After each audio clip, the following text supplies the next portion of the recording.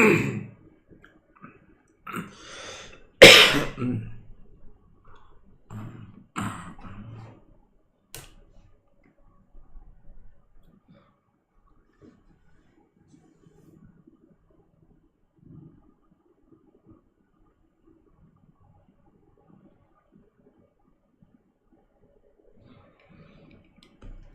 Guys, कैसे आप लोग।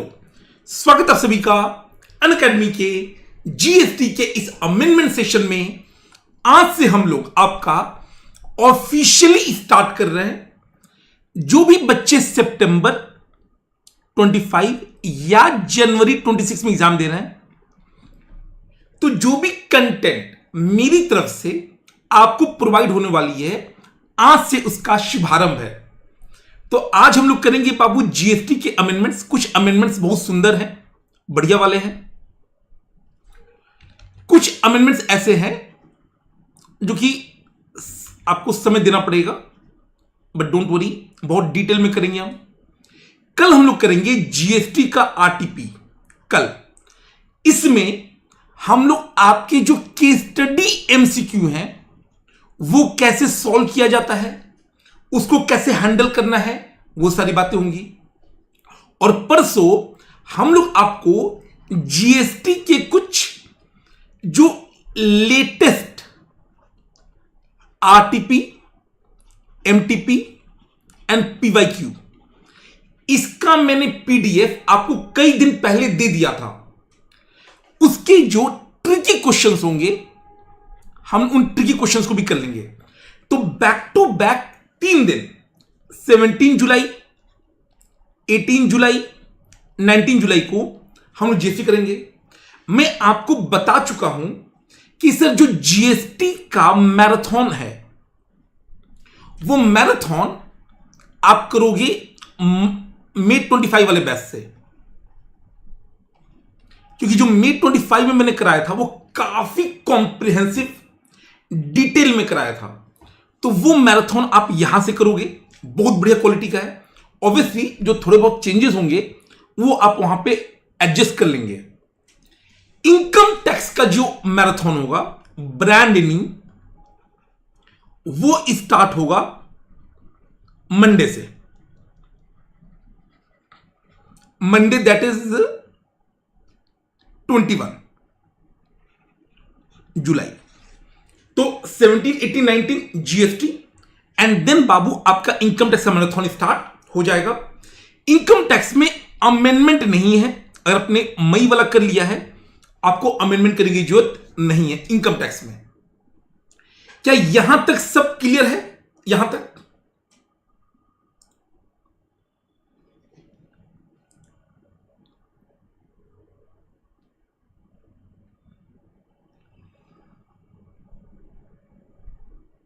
चलिए।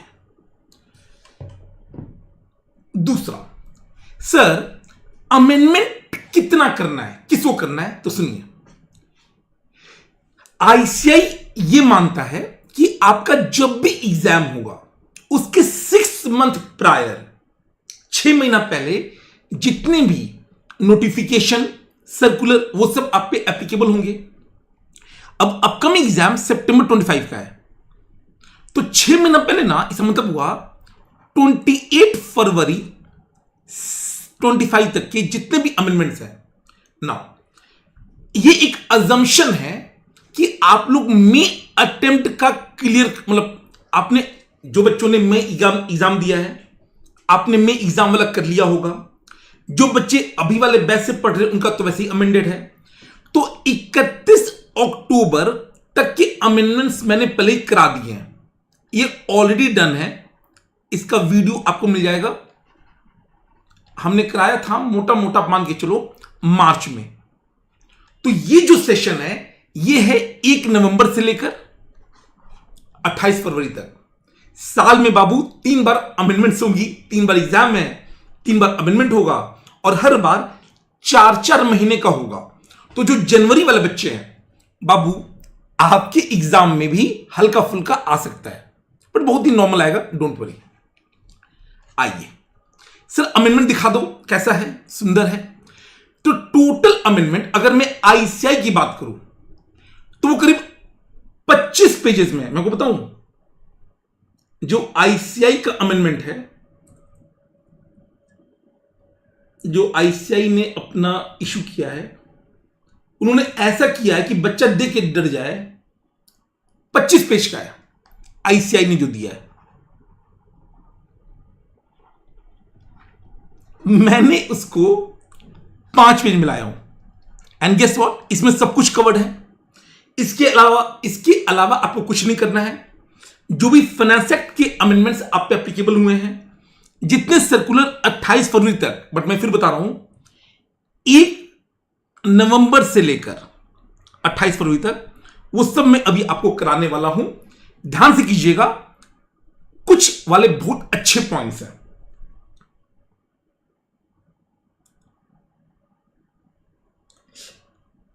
खुशी बाबू, अगर कभी मन करे ना तो एक बार स्टडी मैट ओपन कीजिएगा, आपको पता चलेगा कितना कॉपी पेस्ट होता है।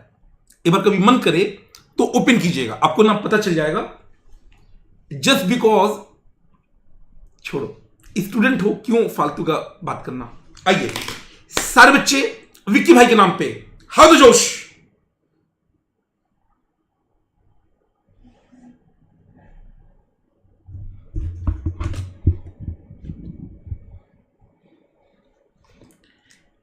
लेट्स सी, सप्लाई में बाबू 2 बहुत बड़ा चीज है, सुनिएगा ध्यान से। हम सब ने, सबसे पहला अमेंडमेंट है चैप्टर 2 में, सप्लाई में हम सब ने पढ़ा है शेड्यूल 3, याद आ रहा है? Table, tribunal code, actionable claim other than specified action claim, burial, funeral, mortuary service, land except under construction, employer, employ and जो कॉन्स्टिट्यूशनल पोस्ट है, इनको ना हम गुड्स मानते हैं, ना हम इनको सर्विस मानते हैं। इनफैक्ट ये वो लोग हैं जो कि एग्रीगेट टर्नओवर का भी पार्ट नहीं बनते हैं, जो 2 क्लॉज 6 में आता है उसका भी पार्ट नहीं बनता है। इसमें 2 बातें ऐड हुई हैं। अब इसको समझाने के लिए मैं एक एग्जांपल लूंगा। ये एग्जाम्पल बहुत ही ज्यादा, आप कह सकते हो, दुखदाई है, दर्दनाक है, क्योंकि ये रिसेंट एक इवेंट हुआ था। आप सबने सुना होगा, एयर इंडिया का एक एरोप्लेन क्रैश कर गया, बहुत सारे लोग, अनफॉर्चुनेट डेथ हो गया। बट वो जो इवेंट हुआ है ना बाबू, वो इवेंट का जो ये 2 अमेंडमेंट हुआ है, डिट्टो हम उसके दम पे समझ सकते हैं। सुनिएगा ध्यान से, ठीक है? आपको पता है ये इंश्योरेंस सेक्टर इंडिया में ग्रो कर रहा है, और इंश्योरेंस का मतलब होता है रिस्क कवर करना।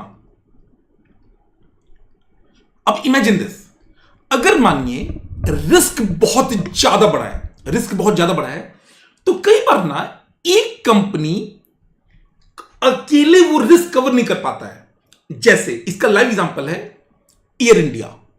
तो अमेंडमेंट नंबर 1 क्या है, मैं किताब से कराऊंगा, पहले समझते हैं। एग्जांपल है बाबू एयर इंडिया का। एयर इंडिया एविएशन सेक्टर में है, बहुत ज्यादा बड़ा रिस्क है कि कभी एरोप्लेन क्रैश कर जाए। तो ये लोग क्या है, इनको हम बोलेंगे insured person, basically policy holder. ये कौन है? Policy holder. अब ये बोलेगा कि भैया हम, मेरा एरोप्लेन का इंश्योरेंस कर दो। एरोप्लेन का इंश्योरेंस करना एक बड़ी बात है, तो एक कंपनी ना नहीं कर पाती है कई बार। तो जब अकेले काम नहीं होता है तो संगठन में शक्ति है। जैसे स्कूल में होता था, अकेले बम फोड़ने में दिक्कत हो रहा है तो 4 दोस्त मिलके। सिमिलरली जब रिस्क कवर बहुत ज्यादा होता है तो एक होता है जिसको हम बोलते हैं लीड इंश्योरेंस कंपनी। क्या बोलते हैं हम? Lead insurer. अगर मैं लाइव एग्जांपल दूं तो एयर इंडिया के केस में वो लीड इंश्योरर है टाटा का एआईजी, एक इंश्योरेंस कंपनी है। बट लीड इंश्योरर अकेले इतना बड़ा रिस्क लेने को रेडी नहीं है, तो वो क्या करता है, अपने पार्टनर्स रखता है जिसको बोलते हैं को इंश्योरर। इस केस में कई सारे थे। आईसीआईसीआई बैंक था, लोम्बार्ड उनका, आपका यूनाइटेड इंश्योरेंस था, कई सारे को इंश्योरर भी होते हैं। मैं एग्जांपल के लिए एक लेता हूं, मैं फिर बता रहा हूं कई सारे हैं। एक मैं लेता हूं आईसीआईसीआई लोम्बार्ड। अब सुनिए मैटर क्या है। मैटर यह है कि एयर इंडिया को इंश्योरेंस सर्विस चाहिए, तो टाटा एआईजी बोला कि ओके, हम आपको इंश्योरेंस सर्विस देंगे।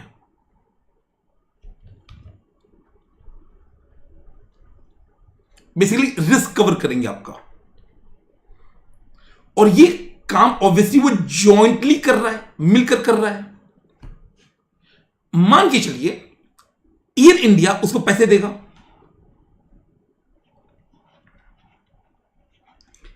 इंश्योरेंस प्रीमियम जिसको बोलते हैं हम। एग्जाम्पल है, सपोज वो प्रीमियम 10 लाख का है। कितने का है? 10 लाख का है। जो टाटा एआईजी लीड इंश्योरर है, एग्जाम्पल है ये, अगेन एग्जाम्पल है बाबू, एग्जाम्पल है। ये कह रहा है कि हम 90% रिस्क खुद बियर करेंगे, या 90 छोड़ दो, 70% खुद बियर करेंगे, और 30% हम दे देंगे को इंश्योरर को। यानी जब लीड इंश्योरर को 10 लाख का प्रीमियम मिलेगा, वो 10 लाख लेगा, और जो पैसा बचेगा 30%, 3 लाख रुपया प्रीमियम वो आगे दे देगा।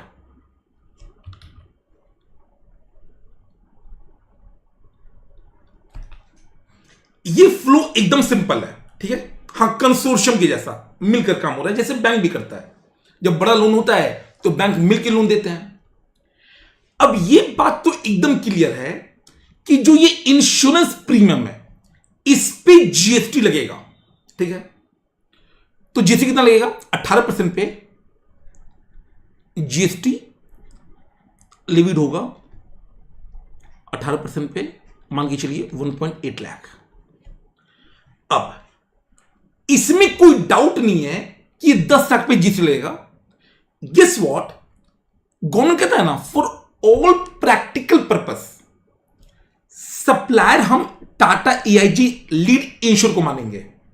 मतलब इनवॉइस कौन इश्यू करेगा? 10 लाख का टाटा एआईजी। सरकार को टैक्स कौन पे करेगा? 10 लाख पे जो 18% है, 1.8 lakh Tata AIG. GSTR 1 and GSTR 3 भी रिटर्न कौन फाइल करेगा? Lead insurer Tata AIG. तो सारा काम किसको करना है? लीड इंश्योरर को। ओके, तो मैं कह सकता हूं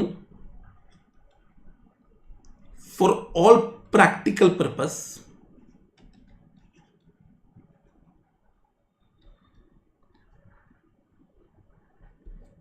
जो लीड इंश्योरर है उसको हम डीम सप्लायर मानेंगे। वैसे डीम वर्ड यूज करना सही नहीं है, shall be treated as supplier.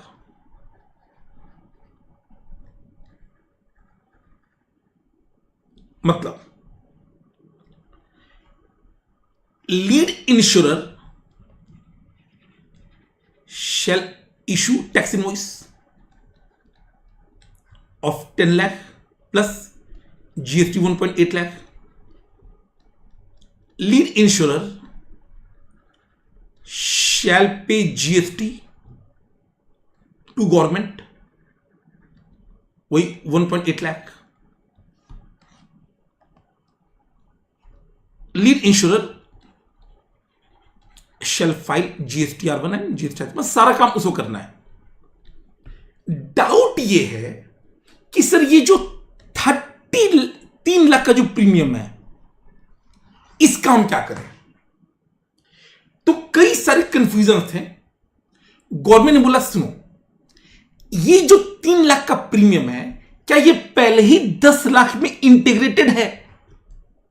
क्या ये 3 लाख का प्रीमियम, आप मुझे बताइए, पहले से ही 10 लाख में इंटीग्रेटेड है? Answer is yes. तो गवर्नमेंट ने बोला ना, एक काम करो, in order to simplify taxation, जो गवर्नमेंट को मतलब किससे? पैसा से। 10 लाख का टैक्स तो मिल ही गया, जो ये जीएसटी है ऑन ग्रॉस प्रीमियम उसको मिल गया। तो गवर्नमेंट कहता है कि इसको ना हम शेड्यूल 3 में डाल देंगे, न गुड्स मानेंगे, न सर्विस मानेंगे, न जीएसटी मानेंगे। बट ये कोई आपको रिलीफ नहीं है, ये बस एक सिंप्लीफिकेशन है, क्योंकि सरकार को इस 3 लाख पे पहले ही टैक्स मिल चुका है, क्योंकि 3 लाख इस 10 लाख में इंटीग्रेटेड है। तो सिंपल सी बातें ये हैं कि जब लीड इंश्योरर को इंश्योरर को जो प्रीमियम देता है उस पे जीएसटी नहीं लगेगा। क्लियर है तो कंफर्म कीजिए सारे बच्चे, और नोट कर लीजिए कहानी।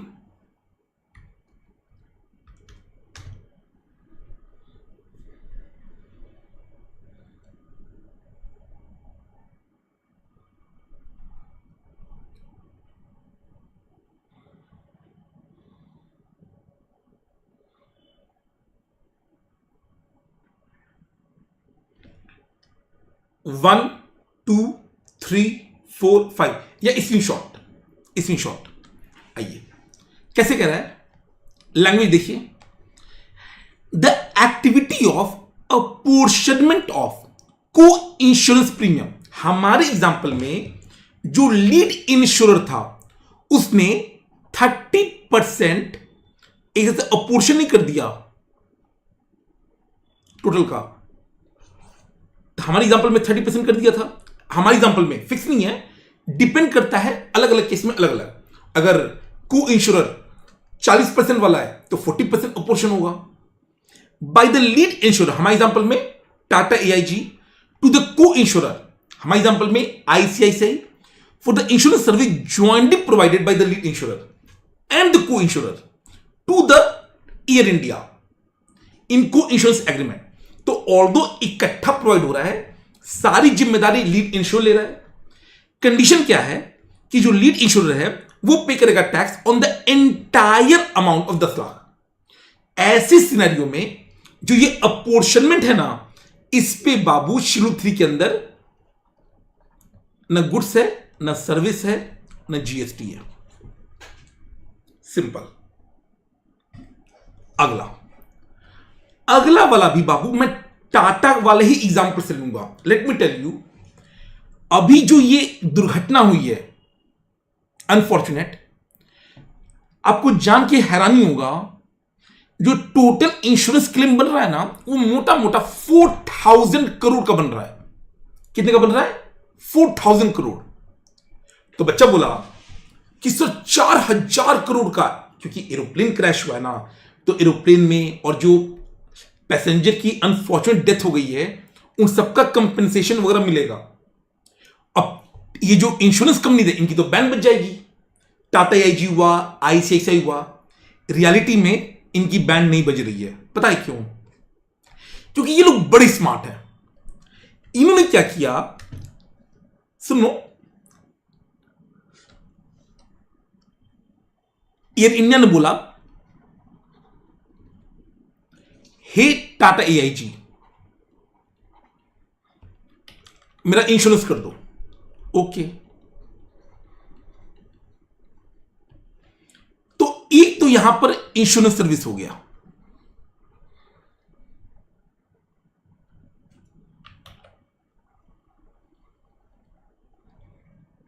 अब यहां पर प्रीमियम पे हुआ, मान के चलिए 50 लाख कर लेते हैं। एग्जाम्पल है, बस एग्जाम्पल है, एक्चुअल फिगर नहीं है, मुझे नहीं पता एक्चुअल फिगर। 50 लाख। अब ये तो सबको पता है कि GST on 50 lakh payable by Tata AIG. क्यों? क्योंकि टाटा एआईजी हमारा लीड इंश्योरर है। बट टाटा एआईजी को ना पता है कि जिस दिन भी वो कभी भगवान न करे दुर्घटना हो गया, उस दिन बहुत लंबा चौड़ा पेनल्टी आएगा या बहुत लंबा चौड़ा क्लेम बनेगा। तो इसने क्या किया ना, बड़े स्मार्टली ग्लोबल गया, इंटरनेशनल लोगों के पास, और उनको बोला कि सुनो ना, इंश्योरेंस करना है, और उसने ये इंश्योरेंस को री इंश्योर करा दिया। और ये बहुत कॉमन प्रैक्टिस है ग्लोबली कि जब इंश्योरेंस का अमाउंट ज्यादा होता है तो आप कई बार उस रिस्क को री इंश्योर करा देते हो। ओके, तो जो ये लीड इंश्योरर था, इन्होंने क्या किया, इन्होंने इसको आगे दे दिया री इंश्योरर को। सर एग्जांपल बताओ, मैं एकदम रियल बता रहा हूं। इसमें कई सारी कंपनीज हैं। एक कंपनी है ग्लोबल एक्सा, एक है अलियांज, जो बजाज अलियांज आप सुनते हो, भारतीय एक्सा सुनते हो, तो ये सब विदेशी कंपनीज है। ईआईजी भी विदेशी कंपनी है, इंडिया के साथ कोलैबोरेशन करके काम करते हैं। तो री इंश्योरर उन्होंने एक्सा एंड अलियांज को, ऐसा माना जा रहा है कि जो मेजॉरिटी क्लेम होगा ना, वो टाटा ईआईजी अपनी पॉकेट से नहीं देगा, वो री इंश्योर को देना पड़ेगा। अब सुनिए, बात करेंगे हम लोग इसके बारे में, ये जो क्लैरिफिकेशन है इसके बारे में, ठीक है। ऋषभ बाबू प्लीज यहां ध्यान दीजिए, सुनिए। अगर मैं आपसे पूछूं कि री इंश्योरर और टाटा ईआईजी में क्या सर्विस है, तब बोलोगे सर बहुत सिंपल सा बात है, री इंश्योरर अगेन इंश्योरेंस सर्विस दे रहा है, बिल्कुल। बदले में टाटा ईआईजी इसको पे करेगा प्रीमियम। अब मानिए इनके बीच में जो कॉन्ट्रैक्ट हुआ, उस कॉन्ट्रैक्ट के अंतर्गत मान के चलिए 20 लाख का पेमेंट करना है, एग्जाम्पल 20 लाख का। ओके, अब सुनना, क्या इस 20 लाख पे टैक्स लगेगा? Obviously, obviously. बट मेरा ना एक क्वेश्चन आपसे है, सुनो। हम लोग जो चार्टर्ड बनते हैं, आप कल को सीए बनोगे तो क्या केवल ऑडिट करोगे? नहीं, ऑडिट भी हो सकता है, टैक्स भी हो सकता है। कई लोग फाइनेंसिंग का काम करते हैं, लोन दिलवाने का। अब इमेजिन दिस, मैं किशन कुमार हूं, मेरे पास एक बंदा आया, क्लाइंट, वो कह रहा है कि सर मुझे ना एक इंटरनेशनल बिजनेस सेट करना है। सपोज मुझे नहीं आता है करना, मुझे नहीं पता है। ओके, तो मैंने बोला चिंता मत करो, मैं करवा दूंगा। अब मानो मेरा एक दोस्त है सी रवि, उसको आता है, तो मैंने क्या किया, मैंने ये काम उसको रेफर कर दिया। मैंने क्या कर दिया? रेफर कर दिया बिजनेस। अब जब मैं रेफर करूंगा, सपोज ये बिजनेस है 1 करोड़ रुपए का, सी रवि को 1 करोड़ क्लाइंट दे देगा क्योंकि 1 करोड़ का काम है। क्या किशन कुमार इससे अपना कमीशन चार्ज कर सकता है कि नहीं? क्योंकि मैं बाबू रेफरल कर रहा हूं, मैं आपको बिजनेस लाके दे रहा हूं। क्या Kishan Kumar referral commission charge कर सकता है कि नहीं कर सकता है? आप मुझे बताइए।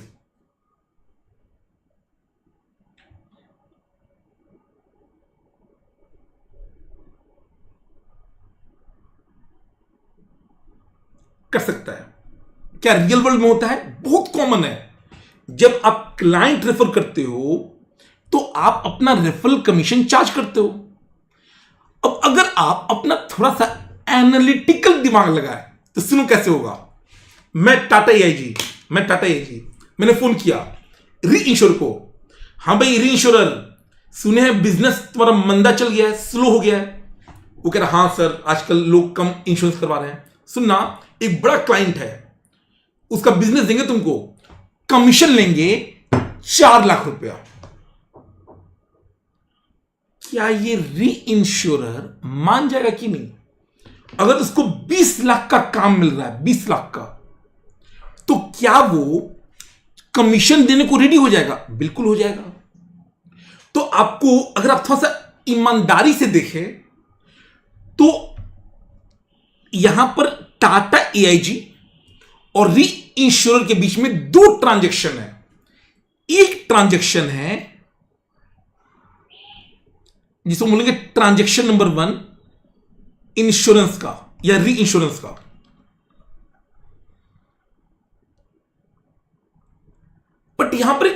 ट्रांजैक्शन है और वो ट्रांजैक्शन है रेफरल ऑफ बिजनेस का। बिजनेस, क्योंकि एयर इंडिया का बिजनेस टाटा वाला लाके दे रहा है री इंश्योर को, business referral service by Tata AIG, यानी जो लीड इंश्योरर है, टू री इंश्योरर।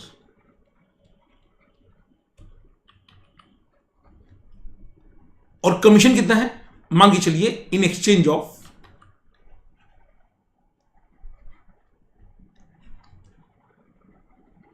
कमीशन ऑफ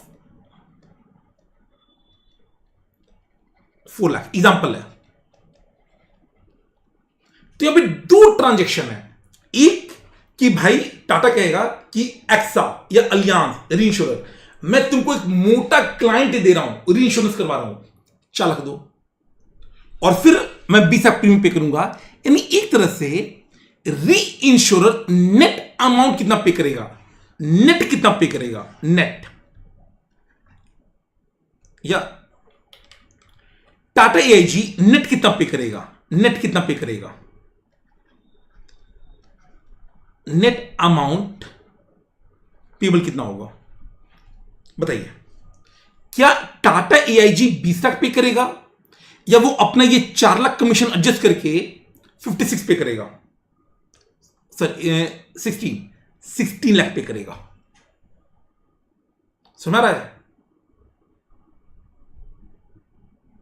तो यहां पर ये जो प्रीमियम 20 लाख का है, प्रीमियम 20 लाख का है, बट पे कितना करेगा 16। क्यों? वो अपना जो कमीशन है वो अपना कमीशन एडजस्ट कर लेगा। अब यहां पे क्वेश्चन ये है कि जीएसटी कितने पे लगे, जीएसटी, तो सुनिएगा ध्यान से।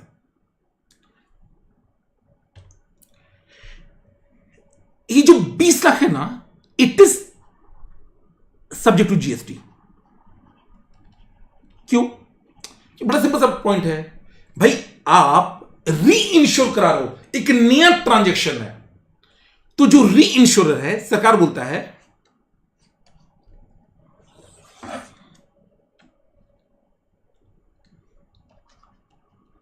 री insurer liable to pay GST on gross री इंश्योरेंस प्रीमियम।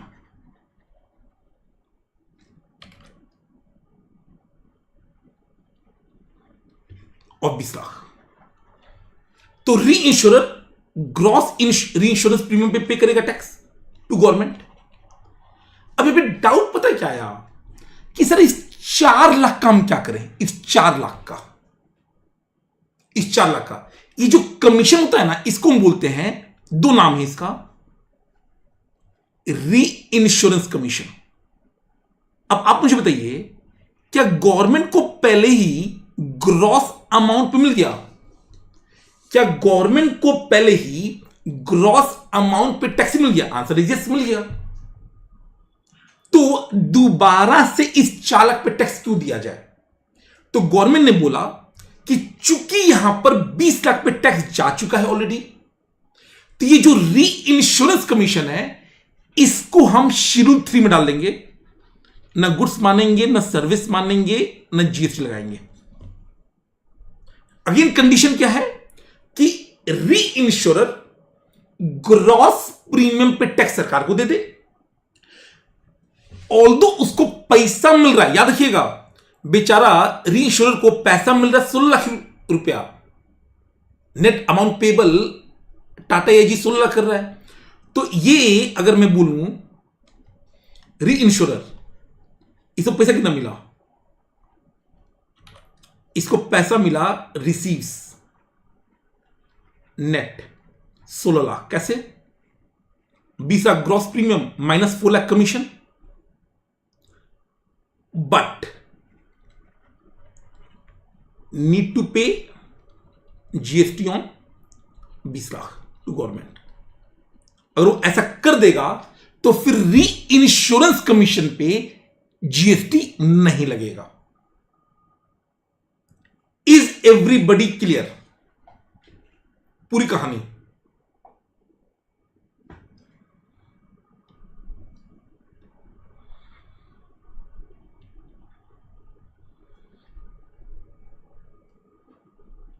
ये अच्छा पॉइंट है बाबू, अगर आप देखोगे तो बहुत ही तरीके से, और ये रियल में भी हो रहा है। अगर आप गूगल पे सर्च करोगे ना तो आपको ये कहानी पता चल जाएगा कि टाटा एआईजी की लायबिलिटी $475 मिलियन, करीब 4,000 करोड़ प्लस की बन रही है, बट मेजॉरिटी ये री इंश्योरेंस वाले पे करेंगे। तो ये ऐसा नहीं कि ये ट्रांजेक्शन कोई अलबेला है, इंश्योरेंस सेक्टर में ये काफी कॉमन है। नोट कर लीजिए, आगे बढ़ेंगे।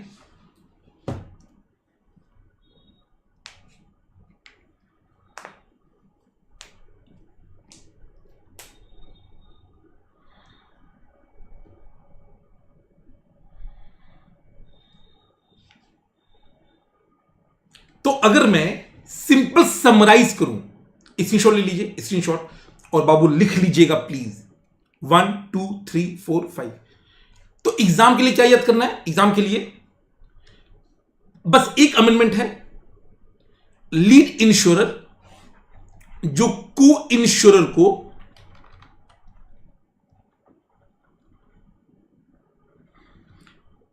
पे करेगा प्रीमियम शेड्यूल 3 में, और इसकी लायबिलिटी है to pay GST on gross premium. और दूसरा क्या है, जो री इंश्योरर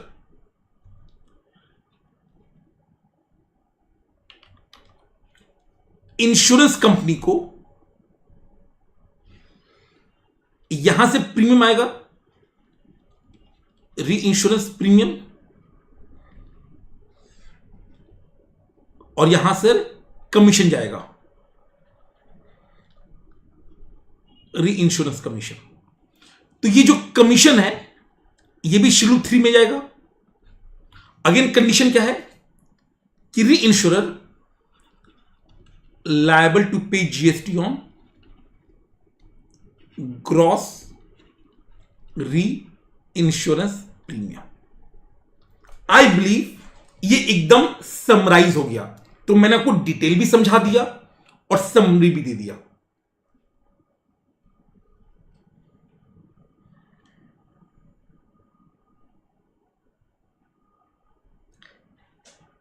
को इंश्योरर और री इंश्योर में डिफरेंस क्या है, पहले आप ये नोट कर लो भाई। को इंश्योर होता है हम मिलके काम कर रहे हैं, हम मिलके काम कर रहे हैं, मैं और आप मिलके सर्विस दे रहे हैं, ज्वाइंटली। री इंश्योरेंस में कि भैया मैंने सर्विस देना है और फिर मैं एक इंडिपेंडेंट ट्रांजैक्शन करके री इंश्योर करा रहा हूं।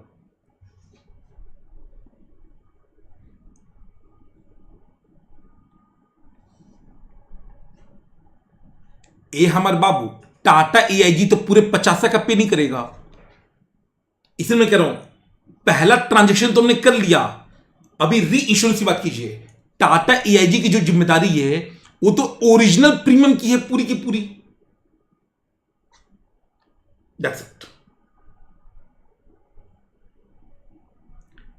नेक्स्ट देखिए, सर्विस बाय इंश्योरर हमारे में Tata to the reinsurer for which ceding commission और द री इंश्योरेंस कमीशन हमारे एग्जांपल में 4 लाख रुपया था, is deducted from the reinsurance premium 20 lakh paid by the insurer to lead insurer. याद कीजिएगा मैंने बोला था ना नेट कितना होगा, 16 लाख पे होगा। बट कंडीशन क्या है कि जो भी टैक्स बनेगा it is paid by the reinsurer on the gross 20 lakh रुपया, ठीक है, inclusive of the set, basically gross amount. आगे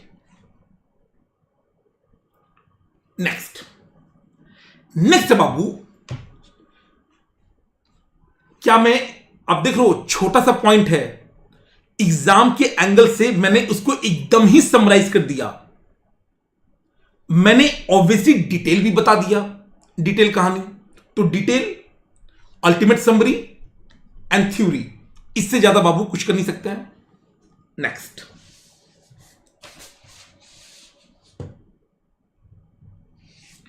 अगला है चार्ज ऑफ जीएसटी। सुनिएगा, जो ये भी एग्जांपल लेना, ये मेरे रियल लाइफ से एक एक्सपीरियंस है। सुनिए, मैंने को बताया हुआ कि मैं दारू नहीं पीता हूं, बट मैं नॉलेज रखता हूं। जब हम लोग पीडब्ल्यूसी में थे तो मेरा एक क्लाइंट था, एंड आप सर्च कर सकते हो, जितने लोग दारू पीते, वैसे पीना नहीं चाहिए, एक कंपनी है परनोरिका, मैंने क्लास में बताया था। ये ना ग्लोबल लीडर है बाबू, बड़ी कंपनी है। अब ये सब जो कंपनी होती है ये दारू बनाती है, अच्छा, पर जब ये दारू बनाती हैं, they manufacture alcoholic liquor for human consumption. Obviously ये आउटसाइड एम्बिट ऑफ जीएसटी है। पर एक बात बताइए, जो दारू होता है क्या उसमें केवल अल्कोहल होता है? Answer is no. जब आप दारू का बॉटल, वैसे आपने नहीं देखा होगा, जब आप देखोगे तो उसमें ना अल्कोहल कंटेंट लिखा होता है। फॉर एग्जांपल, जो सबसे कॉमन चलता है, सबसे सस्ता बियर। अब दुर्भाग्य है कि मुझे ये सब बताना पड़ रहा है क्योंकि सिलेबस का पार्ट है। बियर में जो अल्कोहल होता है 5 to 8% होता है। जो वाइन होता है वो 15 अप्रॉक्स होता है, और सबसे फालतू होता है विस्की। विस्की में होता है बाबू 40% प्लस। बट स्टिल ये जो कंटेंट है, यानी 100% दारू में केवल अल्कोहल नहीं होता है, और भी चीजें होती हैं। अच्छा सर, पन्नूरिका का एग्जांपल दे दो। आपने नाम सुना होगा, अगर सुना है तो, बीपी, ब्लेंडर स्प्राइट। किसी के मम्मी पापा देखेंगे, बोलेंगे सर कैसा कैसा गंदा चीज पढ़ा रहे हैं। शिवाज रीगल, ये महंगा होता है। बाकी रॉयल स्टैग सस्ता वाला। अब सुनिए, इनको दारू बनाने के लिए अल्कोहल चाहिए, तो कुछ लोग हैं जो सप्लाई करते हैं ENA, बेसिकली प्योर अल्कोहल। क्या होता है? Pure alcohol. अब एक डाउट ये है, अच्छा प्योर अल्कोहल आप कंज्यूम नहीं कर सकते हो ऑब्वियसली, सुनो ना, विस्की में भी 40% है। बट अगर प्योर अल्कोहल का इस्तेमाल करके अगर मैं दारू बना रहा हूं for use in manufacture of दारू, ह्यूमन कंजम्पशन वाला, alcoholic liquor for human consumption, तो इसमें ना कई साल, मतलब सालों से डिबेट था कि सर इस पे जीएसटी लगे कि नहीं लगे, क्योंकि दारू पे तो नहीं लगेगा, alcoholic liquor for human consumption. But अगर मैं प्योर अल्कोहल सप्लाई कर रहा हूं, जिसको एक्स्ट्रा न्यूट्रल अल्कोहल बोलते हैं, एक्स्ट्रा न्यूट्रल, एकदम प्योर, जिससे दारू बन रहा है, तो सरकार ने बोला चिंता मत कीजिए, हम अमेंडमेंट लाएंगे और आपका जो, अगर आपको याद हो तो चैप्टर 3 में याद है, जो 9(1) होता है वो बोलता है except alcoholic liquor for human consumption. 92 बोलता है कि जो पेट्रोल डीजल है, diesel, aviation turbine fuel, motor spirit, natural gas, उनमें लगता है। सरकार ने बोला ना, इस पे extra neutral alcohol use for manufacturing दारू, वो भी नहीं लगेगा। यानी एक्स्ट्रा न्यूट्रल अल्कोहल को सरकार ने बाहर रखा है, इसको आउटसाइड एम्बिट ऑफ जीएसटी कर दिया है। बट ये भी याद रखिएगा, अगर सपोज यही सप्लायर सप्लाई कर रहा है फॉर कॉस्मेटिक्स, भाई कई सारे कॉस्मेटिक्स में आपका अल्कोहल यूज होता है, मानो केमिकल्स में, साबुन सर्फ में, फर्टिलाइजर में, अगर इन सब में इस्तेमाल हो रहा है, अगर यहां पर एक्स्ट्रा न्यूट्रल अल्कोहल इस्तेमाल हो रहा है, तो ये सब पे जीएसटी लगेगा। माफी कब है? माफी है अगर दारू के लिए इस्तेमाल होगा तब। तो अमेंडमेंट सिंपल सा है, 9(2) के अंदर no GST will be levied on extra neutral alcohol जो कि दारू के लिए इस्तेमाल हो रहा है। बट अगर इसी का इस्तेमाल अदर पर्पस के लिए हो तो बाबू जीएसटी लग जाएगा, तो जीएसटी लग जाएगा।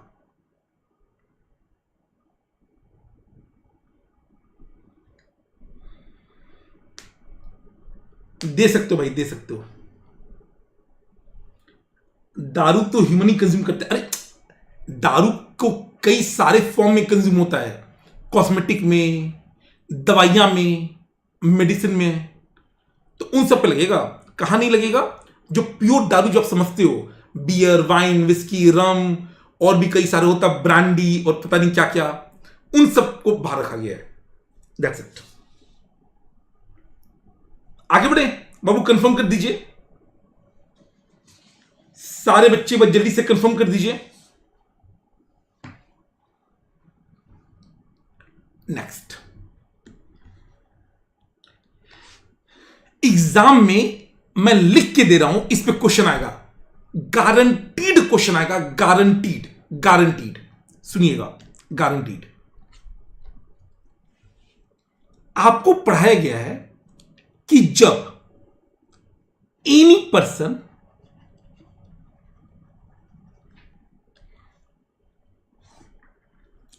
स्पॉन्सरशिप सर्विस देगा,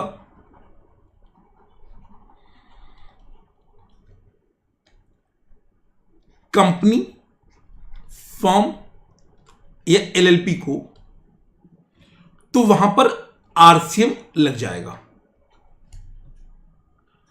अब याद कीजिए, आरसीएम का मेन मोटिव क्या था? आरसीएम का मेन मोटिव था कि सुनो ना, सप्लायर से ना मिल नहीं पा रहा है, सप्लायर मतलब not easy to recover GST from supplier. But अगर आप देखो तो ये थोड़ा सा इस पर्पस को डिफीट नहीं कर रहा है। एनी पर्सन, मैं बोलता था कि आपको सप्लायर का स्टेटस मैटर ही नहीं करता है। अमेंडमेंट बस इतना आया है कि गवर्नमेंट ने ना सप्लायर का स्कोप कम कर दिया है, any person other then body corporate. मतलब अगर मानिए एबीसी लिमिटेड करेगा, तो पहले आरसीएम होता, अभी फॉरवर्ड हो जाएगा। अगर एबीसी लिमिटेड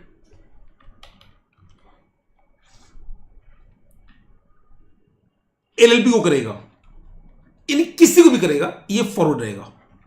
क्योंकि आरसीएम कब होगा? आरसीएम तब होगा जब सप्लायर ना, मानो किशन कुमार है, अब किशन कुमार मानो राज को करे, अगेन फॉरवर्ड चार्ज है।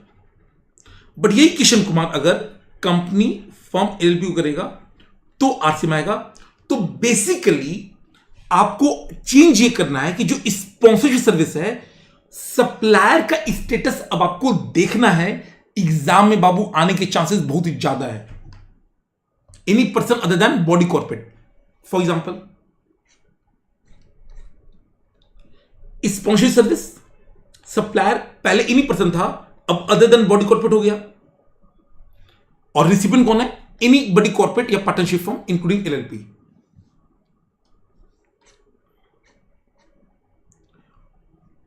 आपके 40 में पेज नंबर 3.3 पे स्पॉन्सरशिप सर्विस, एनी पर्सन, ये काटिए, अदर देन बॉडी कॉर्पोरेट। तो अगर कंपनी सप्लाई कर रहा है, फॉरवर्ड, कंपनी सप्लाई कर रहा है, फॉरवर्ड, कंपनी सप्लाई कर रहा है, फॉरवर्ड, ये अदर देन बॉडी कॉर्पोरेट है, बट ये किशन को कर रहा है, फॉरवर्ड। तो सर आरसीएम कब होगा? अगर राम जी करें राम लिमिटेड को, या फर्म को, तो बाबू आएगा आरसीएम। आई होप एकदम क्लियर है ये।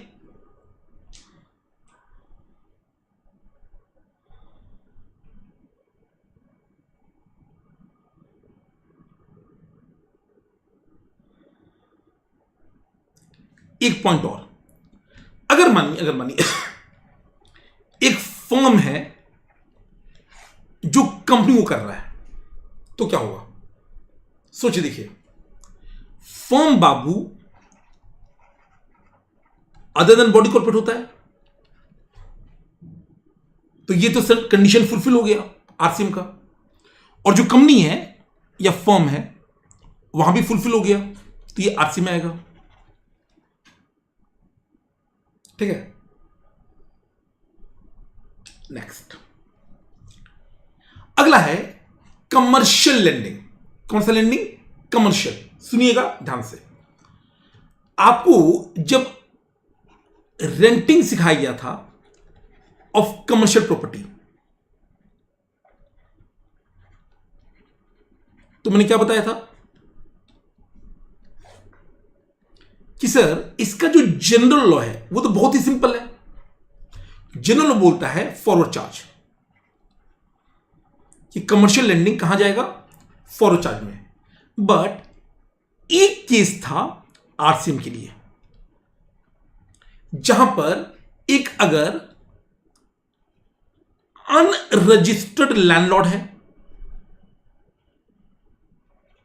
और वो अगर किसी रजिस्टर्ड टीनेंट को सर्विस दे, तो यहां पर बाबू आरसीएम आता था। लॉ बस इतना बोलता है कि सुनो ना, ये जो रजिस्टर्ड टीनेंट है ना, इस पे बर्डन आ जाएगा, याद रखिएगा बर्डन आ जाएगा आरसीएम का। तो यहां पर बस उन्होंने क्या बोला, ये अंडर सेक्शन 9 वाला होना चाहिए। यानी कमर्शियल प्रॉपर्टी के रेंटिंग में आपका रेसिपिएंट कौन सा है वो चेक करना पड़ेगा। फॉर एग्जांपल, अगर मानिए रजिस्टर्ड लैंडलॉर्ड है,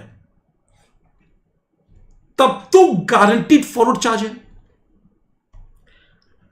अगर अनरजिस्टर्ड लैंडलॉर्ड है तो फिर चेक करेंगे। अगर रजिस्टर्ड पर्सन अंडर सेक्शन 9 है तो आरसीएम है, और अगर रजिस्टर्ड पर्सन अंडर सेक्शन 10 है कॉम्पोली वाला, तो बाबू यहां पर आरसीएम नहीं आएगा, फॉरवर्ड आएगी नहीं। अगर वैसे आप देखो तो ये एक तरह से टैक्स होगा नहीं, क्योंकि अनरजिस्टर्ड लैंडलॉर्ड है, आरसीएम नहीं आएगा यहां पे। That's it. समझ में आया कि नहीं आया? सावन बाबू एलएलपी फर्म कॉम एलएलपी में इंक्लूड करते हैं। ठीक है, फर्म कॉम एलएलपी में इंक्लूड करते हैं।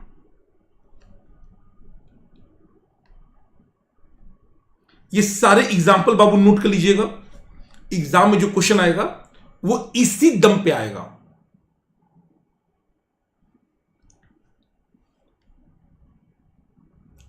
नेक्स्ट,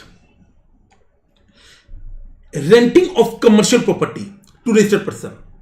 तो सप्लायर अनरजिस्टर्ड है और जो रिसिपेंट है ना, any registered person other than a person was opted to pay under compo levy. Basically section 9 वाला पे आएगा, कॉम्पो वाले पे नहीं आएगा। आगे अगला एग्जांपल, अगला वाला बहुत ही सिंपल है, प्लेस ऑफ सप्लाई। सी, हम सब कोई आजकल, ध्यान दीजिएगा, हम सब कोई Netflix, prime, times of India का प्लस अगर आपने परचेज किया हो, मैंने किया हुआ है, दुनिया भर का सॉफ्टवेयर, अभी जैसे ये जिस पे मैं पढ़ा रहा हूं, आपको पता है ये भी पेड सॉफ्टवेयर है। मैं महीने का 4,500 रुपए देता हूं अप्रॉक्स इस सॉफ्टवेयर के लिए। जो मैं वीडियो एडिटिंग करता हूं सब पेड सॉफ्टवेयर है। तो ओटीटी हो गया, टाइम्स ऑफ इंडिया हो गया, यूट्यूब प्रीमियम हो गया। अब रियलिटी में क्या होता है ना कि जो सप्लायर है ये तो बहुत बड़े, कई सारे तो विदेशी हैं, अब ये बाबू सप्लाई कर रहा है ऑनलाइन सर्विसेज, ओटीटी हो गया, गेमिंग हो गया, अदर्स हो गया। अब यहां पर वैल्यू बहुत कम होता है, नॉर्मली वैल्यू बहुत कम होता है। आपको ध्यान में होगा थोड़ा सा, मैंने जब पढ़ाया था आपको टैक्स इनवॉइस चैप्टर, तो मैंने बताया था कि जब टैक्स इनवॉइस इशू होता है, टैक्स इनवॉइस 10.1 में, तो अगर रजिस्टर्ड रिसिपेंट है तब तो आपको नाग देना पड़ता है, name address registry number of the recipient. और अगर अनरजिस्टर्ड है तो हमें वैल्यू ऑफ सप्लाई मैटर करता है कि 50,000 अनुभव है तो फिर रिसिपेंट का एड डिटेल, और लेस देन 50,000 पे ऑप्शनल होता है। बट एक अमेंडमेंट आ गया था कि अगर कोई भी ई कॉमर्स ऑपरेटर के थ्रू कोई सर्विस हो रही है या ऑनलाइन मनी गेमिंग हो रही है, तो इन दैट सिनेरियो सप्लायर की जिम्मेदारी है कि वो जो टैक्स इनवॉइस बनाएगा ना B2C अनरजिस्टर्ड पर्सन के लिए, गारंटीड है कि वो रेसिपिएंट का स्टेट मेंशन करेगा। It shall contain the name of the state, कम से कम डिटेल एड्रेस नहीं भी हो तो स्टेट मेंशन करना पड़ेगा। सरकार ने बोला अब ये केवल मनी गेमिंग या इश्यू पे नहीं होगा, ये एनी ऑनलाइन सर्विस पे आएगा। सारे ऑनलाइन सर्विस पे जितने भी इनवॉइस इश्यू होंगे सब पे।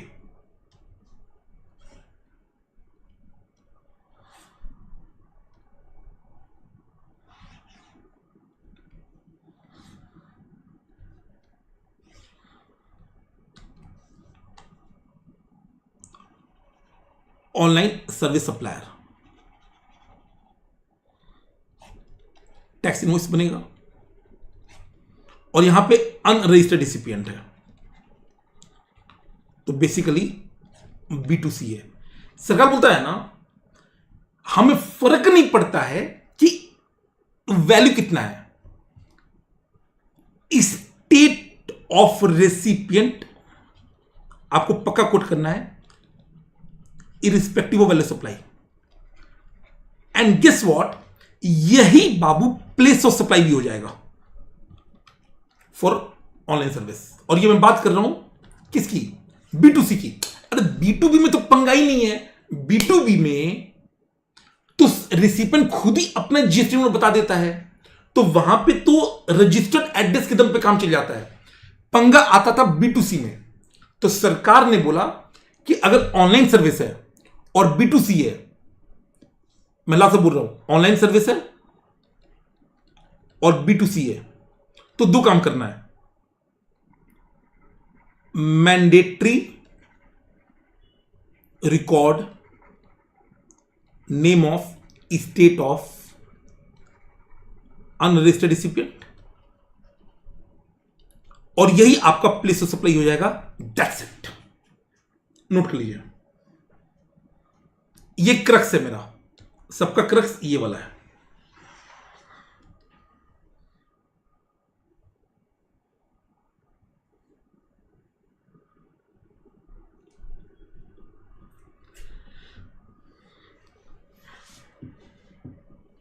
बाबू अगर आपको लगता है कि सेशन इफेक्टिव हो रहा है, लाइक करते चलिएगा, ठीक है, ये इंपॉर्टेंट है। 1 2 3 4 5।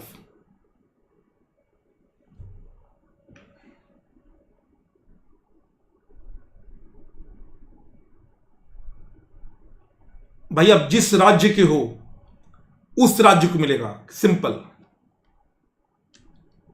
देखिए, clarification regarding place of supply of online service by supplier of service to unregistered, यानी B2C है प्लस ऑनलाइन है, तो पॉज क्या होगा, लोकेशन ऑफ द रिसिपिएंट, और फिर क्या बोला कि जो सप्लायर है ना, जो अनरजिस्टर्ड रिसिपिएंट को दे रहा है, उनको name of the state record करना मैंडेटरी है।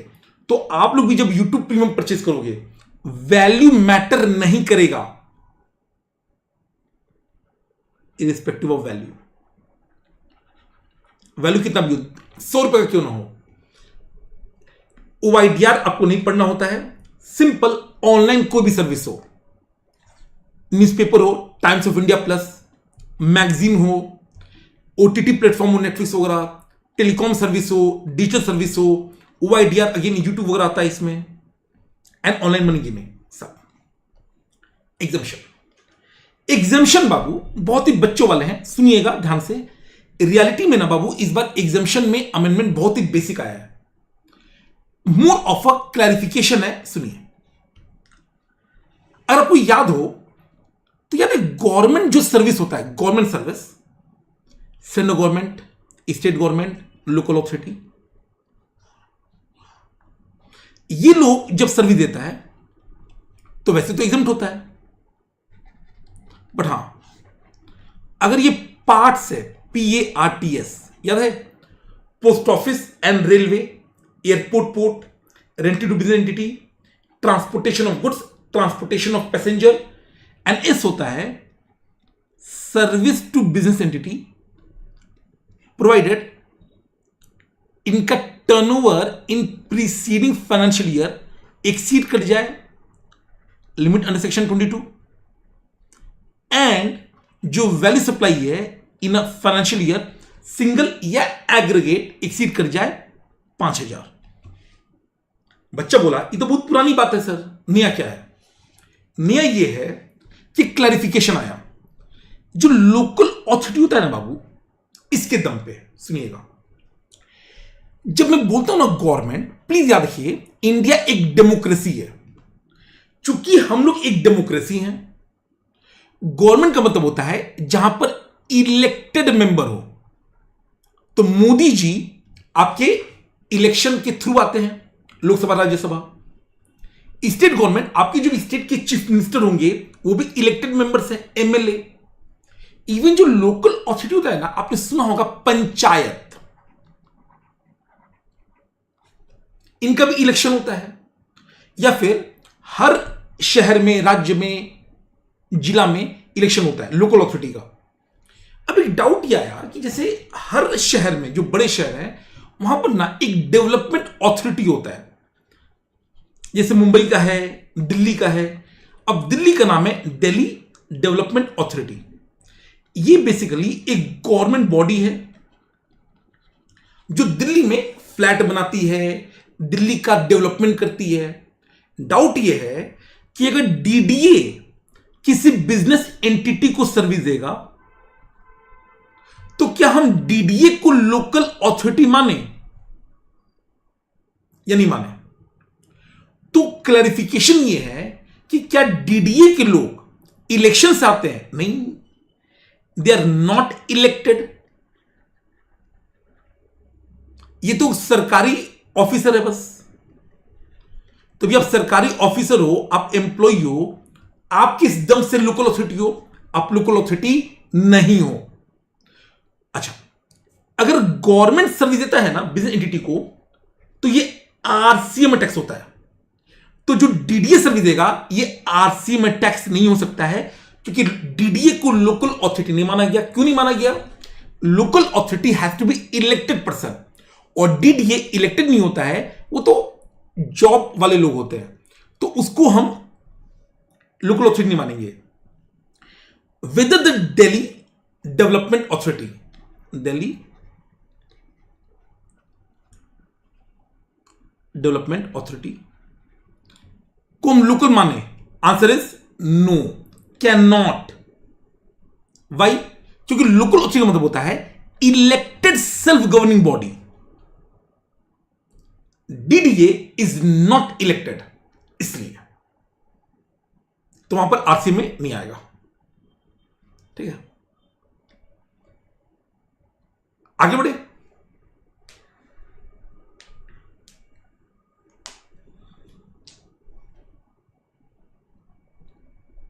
अब सुनिए अगला वाला एग्जाम, अगला वाला जो क्लैरिफिकेशन है मस्त है। इसी दिल्ली में एक MCD है, municipal corporation of Delhi. India में 2 लोकल अथॉरिटी बहुत पावरफुल है। एक तो सबसे बड़ा भाई साहब है BMC, सबसे बड़ा। इनका बजट, अच्छा जान के आपका दिमाग खराब हो जाएगा, 60-70 हजार करोड़ का होता है एक साल का। तो 59,000 करोड़ ये पुराने साल का है, लेटेस्ट में 60 पार हो गया है। तो सबसे बड़ा तो ये है बीएमसी। इलेक्शन होता है प्रॉपर, अभी होने वाला है मुंबई में, मुझे पता है ये बात कि बीएमसी का महाराष्ट्र मुंबई में इलेक्शन होने वाला है। दूसरा है एमसीडी। एमसीडी बाबू दिल्ली का है, छोटा है 17,000। बीएमसी बहुत बड़ा है, बट एमसीडी भी बड़ा है 17,000 करोड़। अब सुनिए, ये इलेक्टेड बॉडी है, ये लोकल अथॉरिटी है। तो सबसे पहले याद रखेंगे, ये इलेक्टेड बॉडी होता है, प्रॉपर इलेक्शन होता है, तो ये लोकल अथॉरिटी है। अब सुनिए इशू क्या है। आपको मैंने पढ़ाया था कि जो गवर्नमेंट होती है, गवर्नमेंट, अगर ये लोग कोई भी फंक्शन करें जो कि कॉन्स्टिट्यूशन ने उनको बोला है, जो आर्टिकल 243 WG वाला था, तो ये एग्जम्प्ट होता है, राइट। अब इन फंक्शंस को करने के लिए ये लोग फंक्शन लेते भी हैं, कई सारे service related to functions entrusted by constitution, ये भी एग्जम्प्ट है। एंड आपको याद होगा कि अगर कॉम्पोजिट सप्लाई है तो गुड्स का पोर्शन ओवरऑल का 25% को एक्सीड नहीं करना चाहिए। डाउट सुनिए क्या है। इस एमसीडी वालों ने, इनका बिल्डिंग है, तो एमसीडी का ऑफिस है दिल्ली में,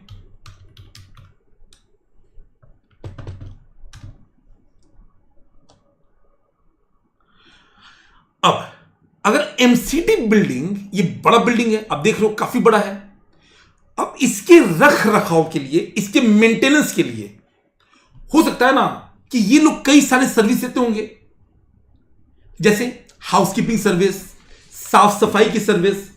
अब क्वेश्चन ये आया कि सपोज एमसीडी वालों ने सर्विस लिया, क्या फैसिलिटी का मतलब होता है इंफ्रास्ट्रक्चर, तो जो उनके ऑफिसेज हैं, उन ऑफिसेज को मैनेज करने के लिए, जैसे हाउसकीपिंग, अपकीप ऑफ ऑफिस, कि मेरा ऑफिस साफ सुथरा रहे। अब मुद्दा यह है कि क्या यह भी एग्जम्प्ट होगा। तो क्लैरिफिकेशन आया कि ए भाई, क्या कॉन्स्टिट्यूशन ने एमसीडी को यह बोला है कि भाई साहब तुम अपना ऑफिस के लिए खर्चा करो? आप करो, मैं मना नहीं कर रहा हूं, बट वो टैक्सेबल होगा। अगर आप जनरल पब्लिक के लिए सर्विस देते, पब्लिक हेल्थ के लिए, ड्रिंकिंग वाटर के लिए, जनरल पब्लिक के लिए, जो संविधान चाहता है, तो एग्जम्प्ट होगा। अपने ऑफिस ही लेंगे, भाई साहब टैक्स होगा, कोई माफी नहीं मिलेगी। पहले ये करते हैं, पहले ये 7 number, clarification in respect of applicability of GST on the facility management service provided to MCD headquarters. किस काम के लिए? अपने ऑफिस को ठीक रखने के लिए। तो ये जो फैसिलिटी मैनेजमेंट सर्विसेज हैं, अपने ऑफिस को अपकीप करने के लिए, not supplied in relation to performing any functions interested to municipality under the article 243W of the constitution, ये एग्जेम्प्ट नहीं होगा। आगे बढ़े।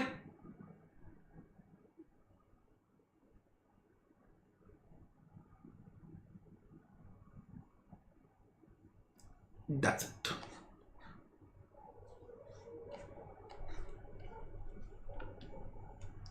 एग्जाम्पल नोट कर लीजिए बाबू, ये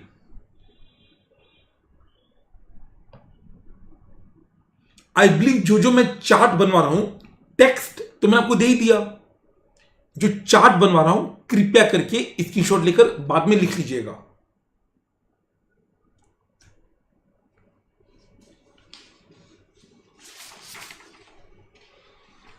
नेक्स्ट, अगला देखिए, अगला है अगेन, इस बार ना इंश्योरेंस सेक्टर से काफी सारे हैं, एक ये वाला है, सुनिएगा ध्यान से। जब बाबू आप इंश्योरेंस लेने जाओगे ना, जैसे आप जब गाड़ी खरीदते हो तो आपको इंश्योरेंस देना पड़ता है, ठीक है। अगर आप कभी उसका ब्रेकअप देखेंगे, मानो आपका जो इंश्योरेंस कंपनी है वो कह रहा है कि आपका इंश्योरेंस प्रीमियम है एनुअल 20,000 रुपया, आप कभी ना उनसे ब्रेकअप मांगिए तो पता चलेगा उसमें जीएसटी भी होगा। एंड इंश्योरेंस भी दो टाइप का होता है, सुनिएगा ध्यान से। मानो ये जनरल इंश्योरेंस कंपनी है भाई, एक लाइफ हो गया, एक जनरल हो गया, जैसे एक्को इंश्योरेंस हो गया, और भी एचडीएफसी वगैरह सब करते हैं। अभी इंश्योरेंस पर्सन है, इंश्योर्ड पर्सन यानी policy holder.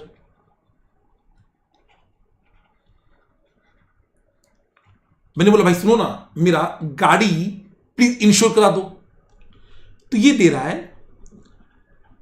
Insurance service with respect to car, ठीक है। मैं इसे प्रीमियम पे करूंगा,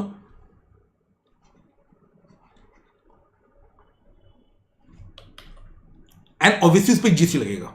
अब सुना ध्यान से, मानिए मुझे बोला गया कि मेरा प्रीमियम है 10,000 रुपए का प्लस जीएसटी, ठीक है, प्लस जीएसटी। अब जब मैं ब्रेकअप लूंगा तो पता चला कि इसके तो दो पार्ट है। एक है ओन डैमेज बोलते हैं ओडी, कि अगर मेरी गाड़ी भगवान न करे कहीं ठुक गई, किसी ने गाड़ी को ठुक दिया, खड़े खड़े कोई दिक्कत हो गया, चोरी हो गया, तो उसको हम बोलते ओन डैमेज। और एक होता है जो कि ज्यादा इंपॉर्टेंट है, भगवान न करे अगर आपकी गाड़ी से किसी का कुछ बिगड़ गया, आपकी गाड़ी मानो ठुकी तो आपका गाड़ी प्रॉब्लम में आया, खराब हुआ, पैसा लगा। बट अगर आपकी गाड़ी से किसी तीसरे को प्रॉब्लम हो गई, उसको बोलते हैं third party insurance. And guess what, law जो है ना वो ये बोलता है कि थर्ड पार्टी इंश्योरेंस तो मैंडेटरी है, अपना वाला लो मत, तो फिर भी आपका मर्जी, थर्ड पार्टी वाला मैंडेटरी है कि कल को अगर आपकी गाड़ी से किसी का नुकसान हो गया, आप ये नहीं बोल सकते कि सर हम तो पे ही नहीं कर पाएंगे कंपेंसेशन, क्योंकि इंश्योरेंस कंपनी को पे करना पड़ता है। अब मानिए प्रीमियम कुछ ऐसा है कि अपना डैमेज का जैसे एग्जांपल 8,000 है प्रीमियम, और थर्ड पार्टी का 2,000 है। अब जीएसटी बाबू लगेगा 10,000 पे। बट पता है क्या हुआ, सुना ध्यान से, गवर्नमेंट ने देखा कि कई बार ऐसा होता है कि रास्ता में कोई चल रहा है, कोई दूसरा गाड़ी आया, ट्रक आया, ठोक दिया और भाग गया। ये अनफॉर्चुनेट रियलिटी है इस दुनिया का कि अगर कोई किसी को ठोक देता है अपनी गाड़ी से, और अगर देखता है कि बच के भाग सकता है, तो कई लोग भाग जाते हैं। अब मानो एक्सीडेंट हो गया, जिसने एक्सीडेंट किया वो भाग गया, अब वो जो बेचारा विक्टिम है जो रोड पे पड़ा हुआ है, भगवान करे कोई इसको हॉस्पिटल पहुंचा दे, अब उसके इलाज का खर्चा कौन उठाएगा? क्योंकि जिसने एक्सीडेंट किया है वो तो भाग गया, पकड़ में ही नहीं आ रहा है। तो इस कारण से क्या होता है, गवर्नमेंट ने ना एक अलग से फंड बनाया है, अलग से एक फंड बना दिया है, जिस फंड को बोलते हैं मोटर व्हीकल एक्सीडेंट फंड, एमवीएफ। और लो क्या बोलता है, सपोज ये एक्को वाला है, ठीक है, तो गवर्नमेंट कहता है ये जो 2,000 रुपए है ना, ये मैंडेटरी है, out of this own damage से नहीं, जो थर्ड पार्टी वाला है उस 2,000 रुपए में से मान के चलिए 100 रुपया is required to be deposited by insurance company, हमारे एग्जांपल में Acko, with motor vehicle accident fund. Sir ये फंड क्या करेगा? Motor vehicle accident fund provides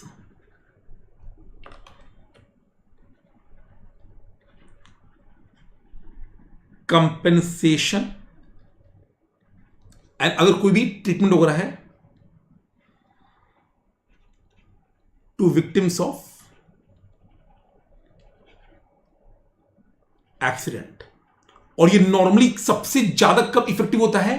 hit and run में, कि जिसने ठोका वो तो भाग गया, अब बेचारा जो विक्टिम है उसको हम कैसे मतलब उसका इलाज करें, तो ये मोटर व्हीकल एक्सीडेंट फंड का यूज होगा। अब यहां पे डाउट ये है या प्रॉब्लम ये है कि सर जीएसटी किस पे लगे, 10,000 पे लगे या जीएसटी ऑन 10,000 माइनस 100 रुपया लगे, क्योंकि इंश्योरेंस कंपनी को नेट अमाउंट कितना मिला, वो तो बाबू 10 नहीं मिला। आपको क्या लगता है बताइए?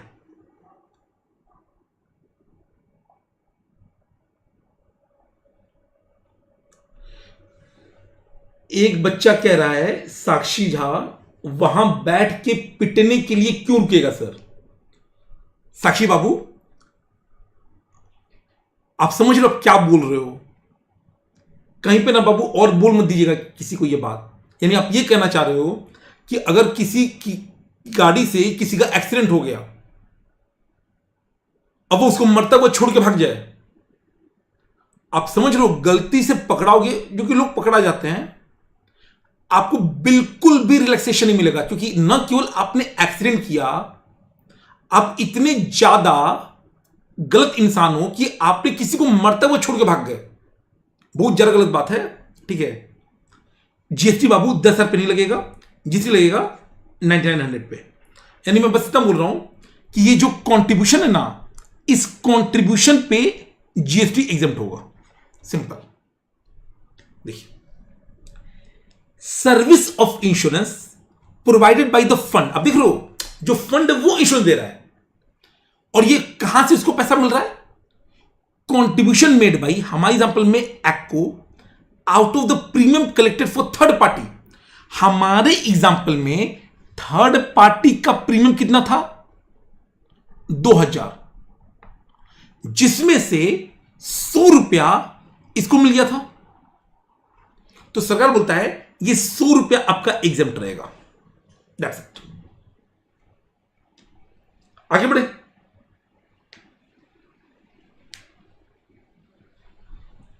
नेक्स्ट,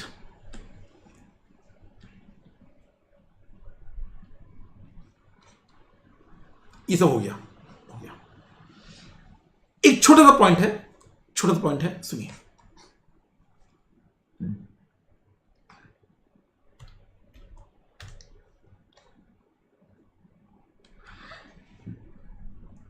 हम सबको पता है कि अगर एक रजिस्टर्ड सप्लायर एक रेसिपिएंट को जब सप्लाई करता है अंडर आरसीएम, तो क्या क्या होता है? जो रेसिपिएंट है वो लायबल फॉर रजिस्ट्रेशन होता है under section 24 mandatory, liable to pay tax होता है टू गवर्नमेंट। बट जब वो सप्लाई करेगा ना 100 रुपए का, मानिए, वो इशू करेगा टैक्स इनवॉइस, क्योंकि अगर रजिस्टर्ड रिसिपिएंट है तो टैक्स इनवॉइस इशू करेगा। हां, उसमें वो 100 का ही करेगा और उसमें एक डिक्लेरेशन डाल देगा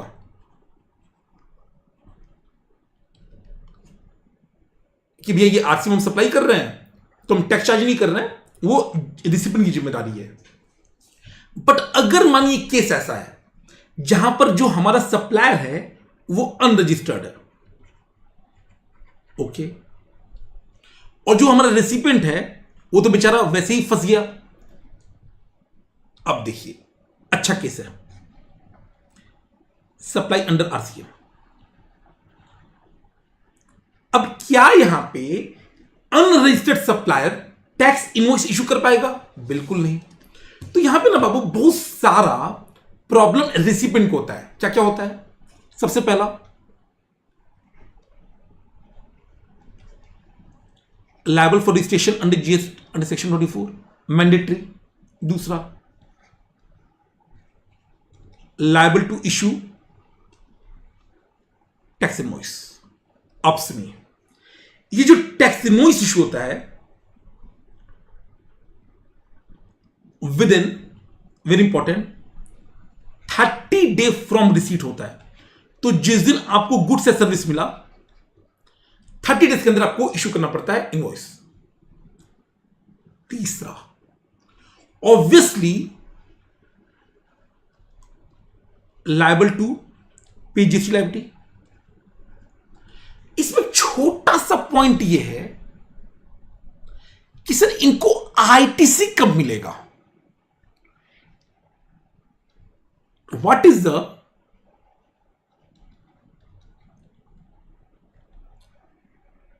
time limit for availing ITC?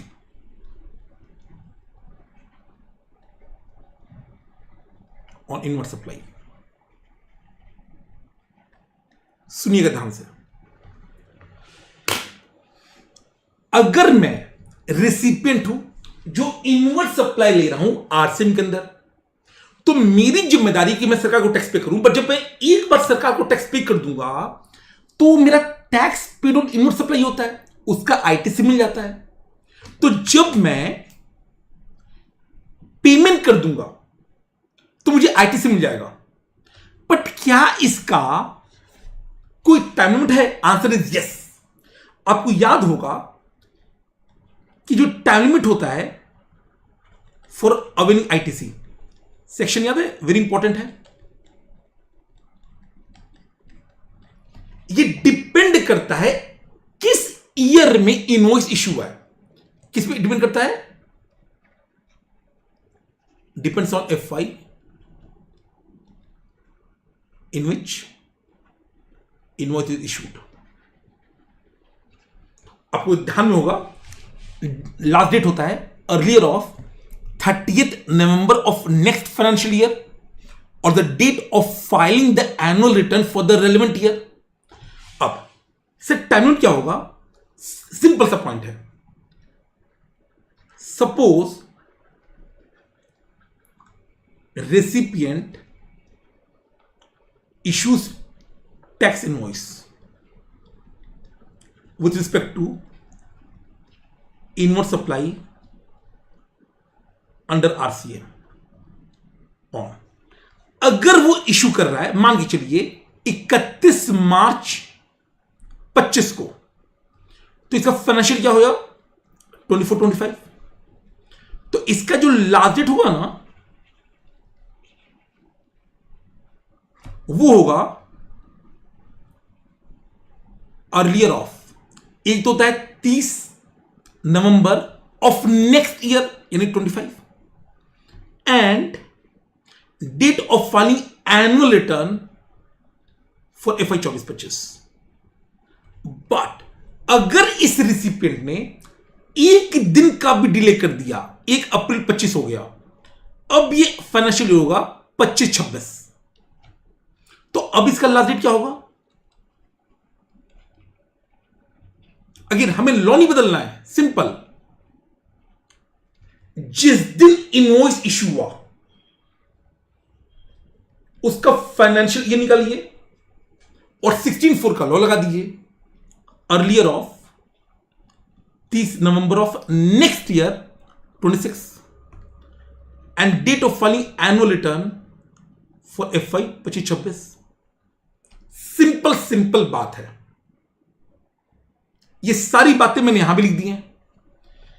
In case of RCM अगर सप्लायर रजिस्टर्ड है तो सप्लायर टैक्स इश्यू करेगा, बट अगर सप्लायर अनरजिस्टर्ड है तो रेसिपिएंट इश्यू करेगा। कैसे? सुनिए, टाइम कितना है? 30 डेज के अंदर। और जिस दिन वो इश्यू करेगा ना रेसिपिएंट,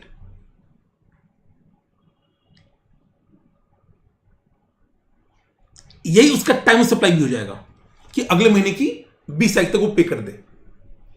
टाइम ऑफ सप्लाई क्या हो जाएगा? जिस दिन इनवॉइस इशू होगा। और जो आईटीसी अवेल करने का टाइम है, the time limit for availing the ITC depend करता है आपके ईयर पे कि किस ईयर का वो इनवॉइस या डेबिट नोट है। अगर आप रेलेवेंट ईयर निकालिए, और आपको तो ये बच्चों पता है, the relevant financial year for the calculation of time will be the FY in which the invoice has been issued by the recipient। Payment of tax उसको करना ही पड़ेगा, बट एक टाइम लिमिट भी है। तो मैंने क्या बोला? कि आप पे तो करोगे आईटीसी के लिए, बट साथ ही साथ जो टाइम लिमिट है वो डिपेंड करता है किस ईयर में आपका इनवॉइस इशू है। तो आप देखिए किस दिन इनवॉइस इशू है, उसका ईयर कौन सा है, और 16/4 लगा दीजिए, दैट्स इट। कोई डाउट है तो बता दीजिए।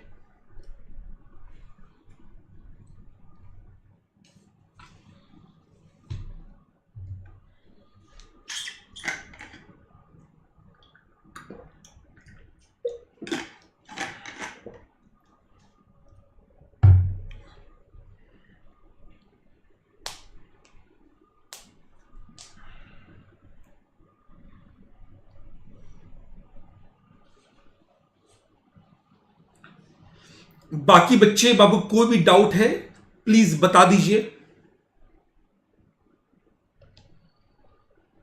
एल्स आगे बढ़ते हैं।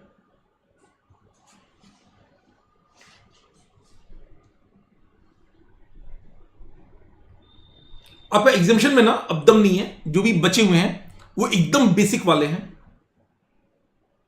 आइए नेक्स्ट। अगर कोई डिले होता है तो आपको इंटरेस्ट लगना पड़ेगा। इंटरेस्ट आईटीसी बहुत ही सिंपल है, सुनिएगा। हमें पता है कि अगर मैंने इंश्योरेंस सर्विस लिया या रिपेयर एंड मेंटेनेंस सर्विस लिया with respect to ineligible motor vehicle, basically वो व्हीकल जिसमें अप टू 13 सीटिंग कैपेसिटी हो, पैसेंजर मोटर व्हीकल, तो ऐसे सिनेरियो में आपका आईटीसी जो है वो ब्लॉक्ड रहता है अंडर सेक्शन 75। पर आपको यह भी बताया गया इसका एक्सेप्शन है कि अगर कोई इंश्योरेंस कंपनी या कोई मैन्युफैक्चरर अगर ये सर्विस देगा तो आईटीसी मिल जाएगा। ठीक है, मुद्दा यह है कि मानो एक इंश्योरेंस कंपनी है, अब अगर वो इंश्योरेंस सर्विस दे रही है with respect to ineligible motor vehicle up to 13 वाला, तो सरकार बोलता है कि चूंकि आप ये सर्विस लेके सेम कैटेगरी सर्विस दोगे, हम आपका आईटीसी अलाउ कर देंगे। ये एक्सेप्शन में आता है। डाउट ये आया कि अगर यही इंश्योरेंस कंपनी मानो रिपेयर एंड मेंटेनेंस सर्विस देती है with respect to ineligible motor vehicle, तो क्या इस रिपेयर मेंटेनेंस सर्विस का आईटीसी मिलेगा? तो सुनिए ध्यान से। रिसेंटली क्या होता है, जैसे आपने इंश्योरेंस लिया, मानो आपने लिया अगेन एक्को से, ठीक है, आपका गाड़ी ठुक गया, भगवान ना करे। अब एक्को बोलता है कि सुनिए, आप चाहो तो अपने मर्जी के मैकेनिक से वो ठीक करवा लो, बट उसमें थोड़ा टाइम लगता है, चेकिंग होता है कि भैया कोई फ्रॉड तो नहीं हो रहा है। या फिर आप एक्को जिसको बोलेगा, एक्को के कई सारे इंश्योरेंस कंपनी मैकेनिक के साथ टाई अप होगा। एक्को इंश्योरेंस कंपनी आपको उसका डिटेल देगा, आप वहां से काम करवा लेना और उसको पेमेंट करेगा इंश्योरेंस कंपनी। तो बेसिकली ना कई सारे मैकेनिक के साथ इंश्योरेंस कंपनी टाई अप करके रखता है, यानी इंश्योरेंस कंपनी भी बहुत कॉमन है कि वो ये सब सर्विस दे। तो गवर्नमेंट ने बोला वी अंडरस्टैंड, हम इसका आईटीसी दे देंगे। द ओनली कंडीशन इज ना कि जो इनवॉइस बनेगा रिपेयर मेंटेनेंस का वो इंश्योरेंस कंपनी के नाम में बने, प्रोवाइडेड जो इनवॉइस होगा is issued in name of. भाई इंश्योरेंस कंपनी को आईटीसी चाहिए तो आईटीसी तभी मिलेगा ना जब बिल पे रेसिपिएंट का नाम इंश्योरेंस कंपनी का होगा, दैट्स इट। तो ITC on the amount paid by insurance company for repair maintenance, ये इंश्योरेंस कंपनी को मिल जाएगा, बट इनवॉइस में नाम इंश्योरेंस कंपनी का होना चाहिए। ऑब्वियसली भाई आईटीसी चाहिए तो टैक्स इनवॉइस में नाम तो होना ही चाहिए, वरना आईटीसी कैसे मिलेगा। नेक्स्ट है, मैंने बताया था कि जैसे जितने भी कमर्शियल बड़े बड़े डीएलएफ डीएलएफ बाबू जो बड़ी बड़ी बिल्डिंग बनाया है साइबर सिटी में, वो सब बिल्डिंग ना वो बेचता नहीं है, कमर्शियल वाला सब लीज आउट करता है। अब ये बात हमें पता है कि वर्क्स कॉन्ट्रैक्ट नॉर्मली आपका उस पर आईटीसी ब्लॉक्ड होता है। एक्सेप्शन है, जैसे प्रॉफिट एंड लॉस में अकाउंट में डाल दो आईटीसी मिल जाएगा, प्लान मशीनरी आईटीसी मिल जाएगा, आपने कैपिटाइज नहीं किया आईटीसी मिल जाएगा, आपने कैपिटाइज कर दिया बट सेम लाइन के तो आईटीसी मिल जाएगा। सरकार ने क्लैरिफिकेशन दे दिया कि अगर कोई कमर्शियल बिल्डिंग बनवा रहा है और पर्पस से ये लेट आउट करना, हम उसको ना प्लान मशीनरी मान लेंगे, आईटीसी दे देंगे। तो सिंपल है, देखिएगा कि अगर आप कमर्शियल बिल्डिंग बना रहे हो और आपका मेन पर्पस बेचना नहीं है, मेन पर्पस ही आपका लेटिंग या रेंटिंग, उसको हम प्लांट और मशीनरी बोलकर उसका आईटीसी दे देंगे, उसका आईटीसी दे देंगे। ठीक है, ये सुनिए, कभी कभी आईसीआई क्लैरिफिकेशन निकालता है, लगता है कितना बड़ा है। अगर आप इसका देखोगे ना स्टडी, जो उन्होंने स्टैट्यूटरी अपडेट दिया है, बहुत लंबा चौड़ा दिया है।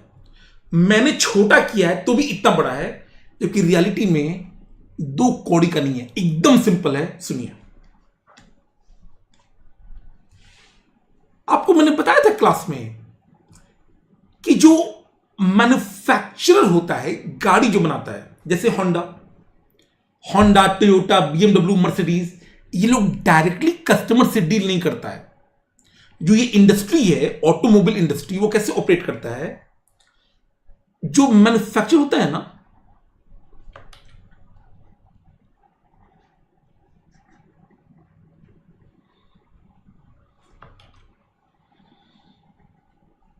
इसे बोलते हैं OEM, original equipment manufacturer,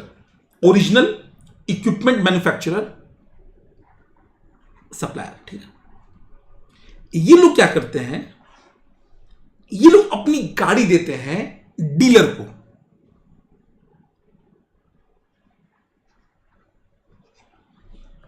example, मानो होंडा है, ठीक है, अब इनका एक डीलर है, लेजेंड होंडा डीलर का नाम है, सच में।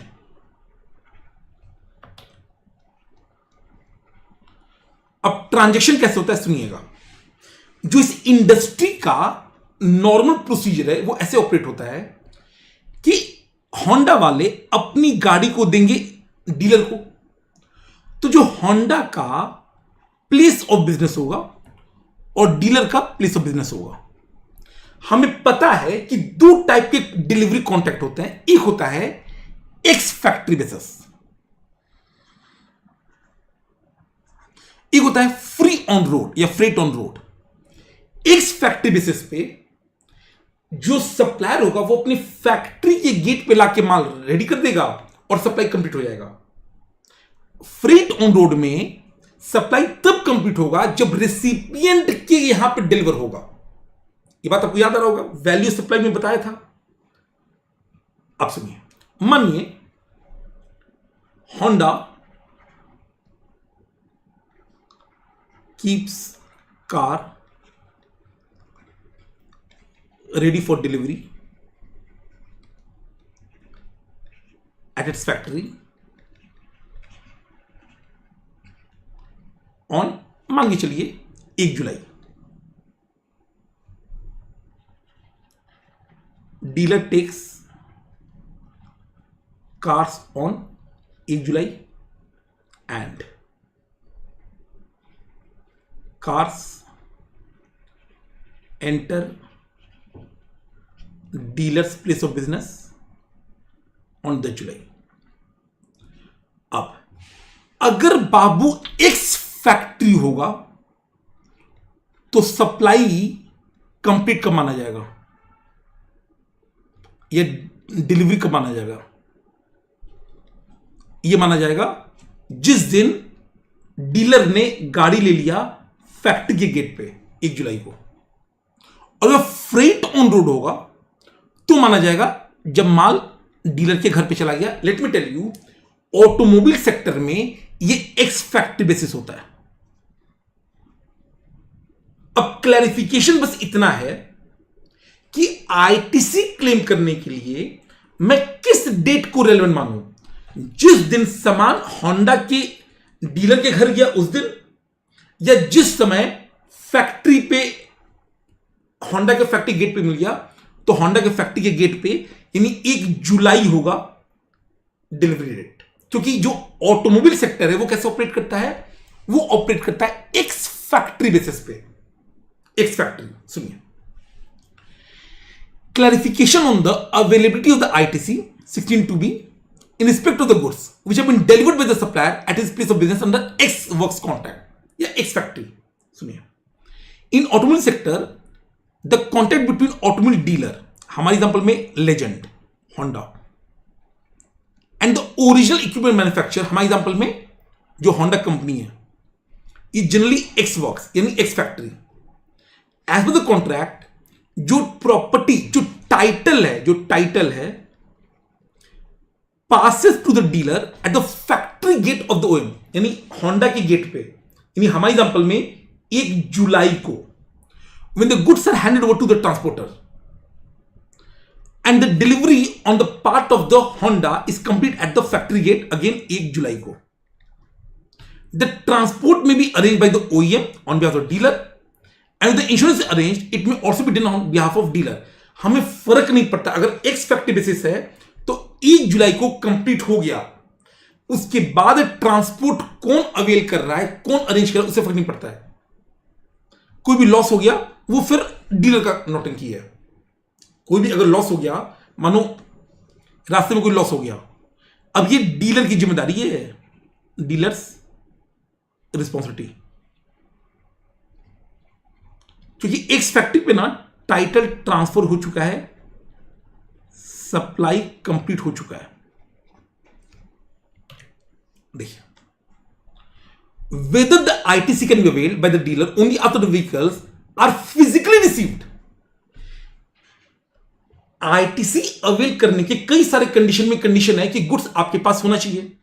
अब वो रेलेवेंट डेट आप मुझे कमेंट बॉक्स में बताएंगे कि आईटीसी अवेल करने के लिए रिसीट ऑफ गुड्स में कौन सा लूं? जिस दिन माल फैक्ट्री में आ गया यानी वेयरहाउस में आ गया डीलर के, या जिस दिन सप्लाई कंप्लीट हो गया 1 जुलाई, कौन सा लेना चाहिए बताइए?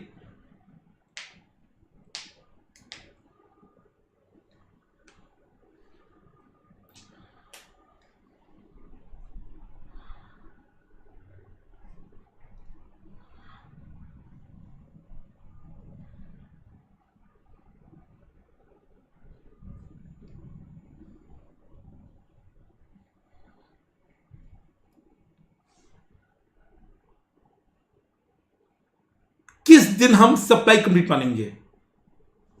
सप्लाई कंप्लीट तो भाई 1 जुलाई को मान रहे हैं ना। अरे क्या एग्रीमेंट एफओआर है क्या? यश, रबजोत, आपका कॉन्ट्रैक्ट क्या है? एफओआर है। अगर एफओआर है तो 10 जुलाई। पर जब कह रहा है एक्स फैक्ट्री है, जब वो कह रहा है कि भैया आपका ओनरशिप ट्रांसफर हो गया है 1 जुलाई को, तो 1 जुलाई।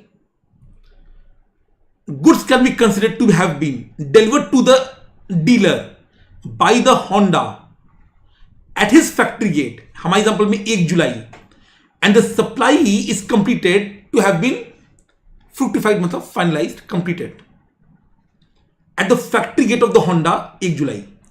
even though physical delivery बाद में होगा, but सप्लाई को फाइनल मानेंगे 1 जुलाई को, और वो भाई साहब आईटीसी ले लेगा 1 जुलाई को। फिजिकल रिसीट से मतलब नहीं है यहां पे। एक्स फैक्ट्री कॉन्ट्रैक्ट है। एक्स फैक्ट्री मतलब क्या हुआ?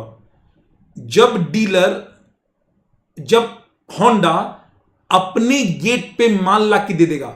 आपने ना वैल्यू सप्लाई चैप्टर पढ़ा नहीं है फिर, जब मैंने एक्स फैक्ट्री और एफआर बताया था, और वैसे मैंने दोबारा बता दिया यहां पे।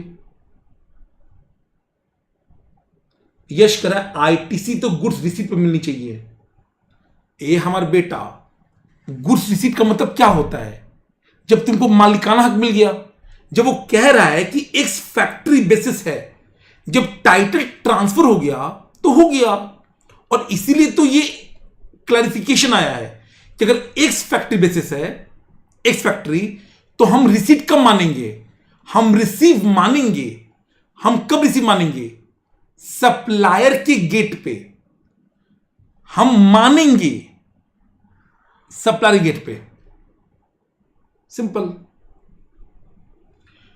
Dealer is considered to have received at the time of handing over the goods by the Honda to the transporter at the factory gate. Again 1 जुलाई, हर जगह 1 जुलाई है। तो डीम्ड रिसीट ऑफ गुड्स कब होगा?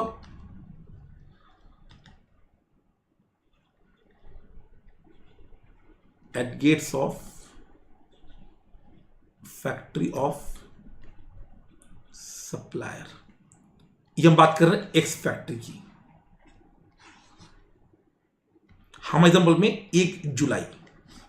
अच्छा, अगर बाद में आपने नॉन बिजनेस यूज कर लिया तो आईटीसी नहीं मिलेगा, या अगर गुड्स चोरी हो गया तो आईटीसी नहीं मिलेगा। आपने 1 जुलाई को मान लिया, उसके बाद कोई भी चोरी चकारी हो रहा है, कोई भी फ्रॉड हो रहा है, तो उसका आईटीसी नहीं मिलेगा। तो यहां पर अगर आप ये भी लिख लोगे ना, अब काम चल जाएगा।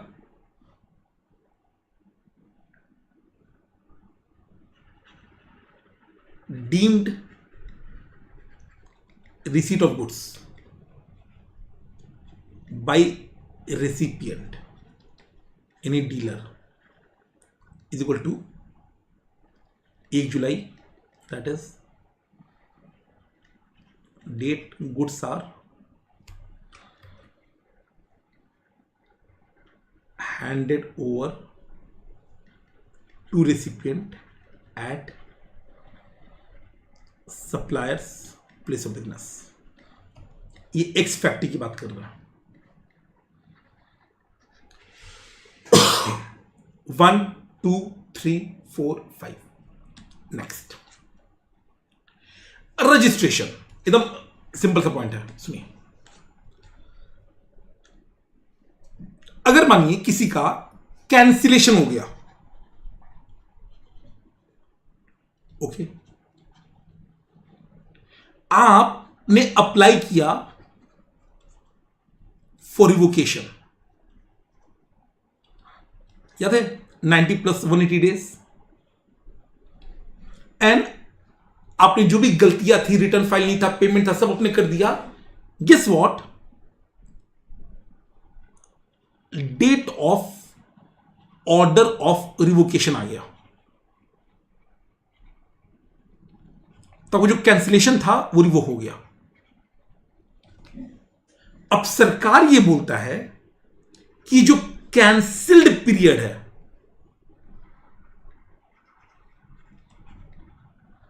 जिस दिन आपका कैंसिलेशन हुआ था और जिस दिन आपका ऑर्डर ऑफ रिवोकेशन हुआ, इसके करस्पॉन्डिंग आपको रिटर्न फाइल करना है। Need to file return. जो भी आपने सप्लाई वगैरह किया होगा वो सब बताना पड़ेगा। कितने दिन के अंदर? With in 30 day from order of revocation. एक बच्चा बोला सर हमने नहीं किया तो क्या कर लोगे? अगर आपने ये नहीं किया ना, then it will become a ground for cancellation of suo moto cancellation of registration, यानी दोबारा से आपका रजिस्ट्रेशन कैंसिल कर सकते हैं। तो अगर आपका कैंसिलेशन हुआ, आपने सरकार को बोला हे मालिक मदद करो, रहम करो, आपने अप्लाई किया रिवोकेशन के लिए, सरकार ने आपकी बात मान गए और आपका रिवोकेशन हो गया, तो गवर्नमेंट बोलता है कि काम करो ना, ये जो कैंसिल पीरियड था हमें बताओ तो तुमने उस दिन में क्या किया, क्या किए तुम जब हम नहीं थे। 30 डेज के अंदर बताना है। If not filed, it will become, it is ground for, फिर से कैंसिल हो सकता है, suo moto cancellation. Simple. In case of revocation of cancellation, if a person failed to file the return from date of cancellation या effective date of cancellation till the date of revocation order, 30 days from revocation order, suo motu cancellation फिर से कर सकते हैं। That's it. Next है e-way bill. E-way bill में जो amendment है बहुत ही बेसिक है, बट सुनिएगा। आपको याद होगा जब मैंने ई-वे बिल पढ़ाया था, सर ई-वे बिल कौन जनरेट करेगा?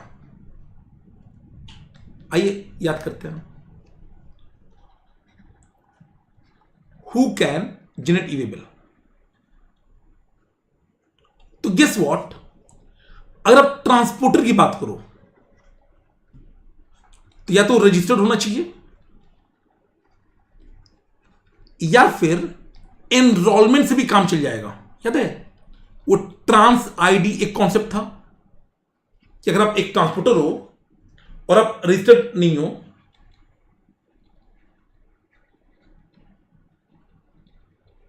तो आप एनरोलमेंट करा लीजिए, ट्रांस आईडी 15 डिजिट, और फिर आप जनरेट कर सकते हो।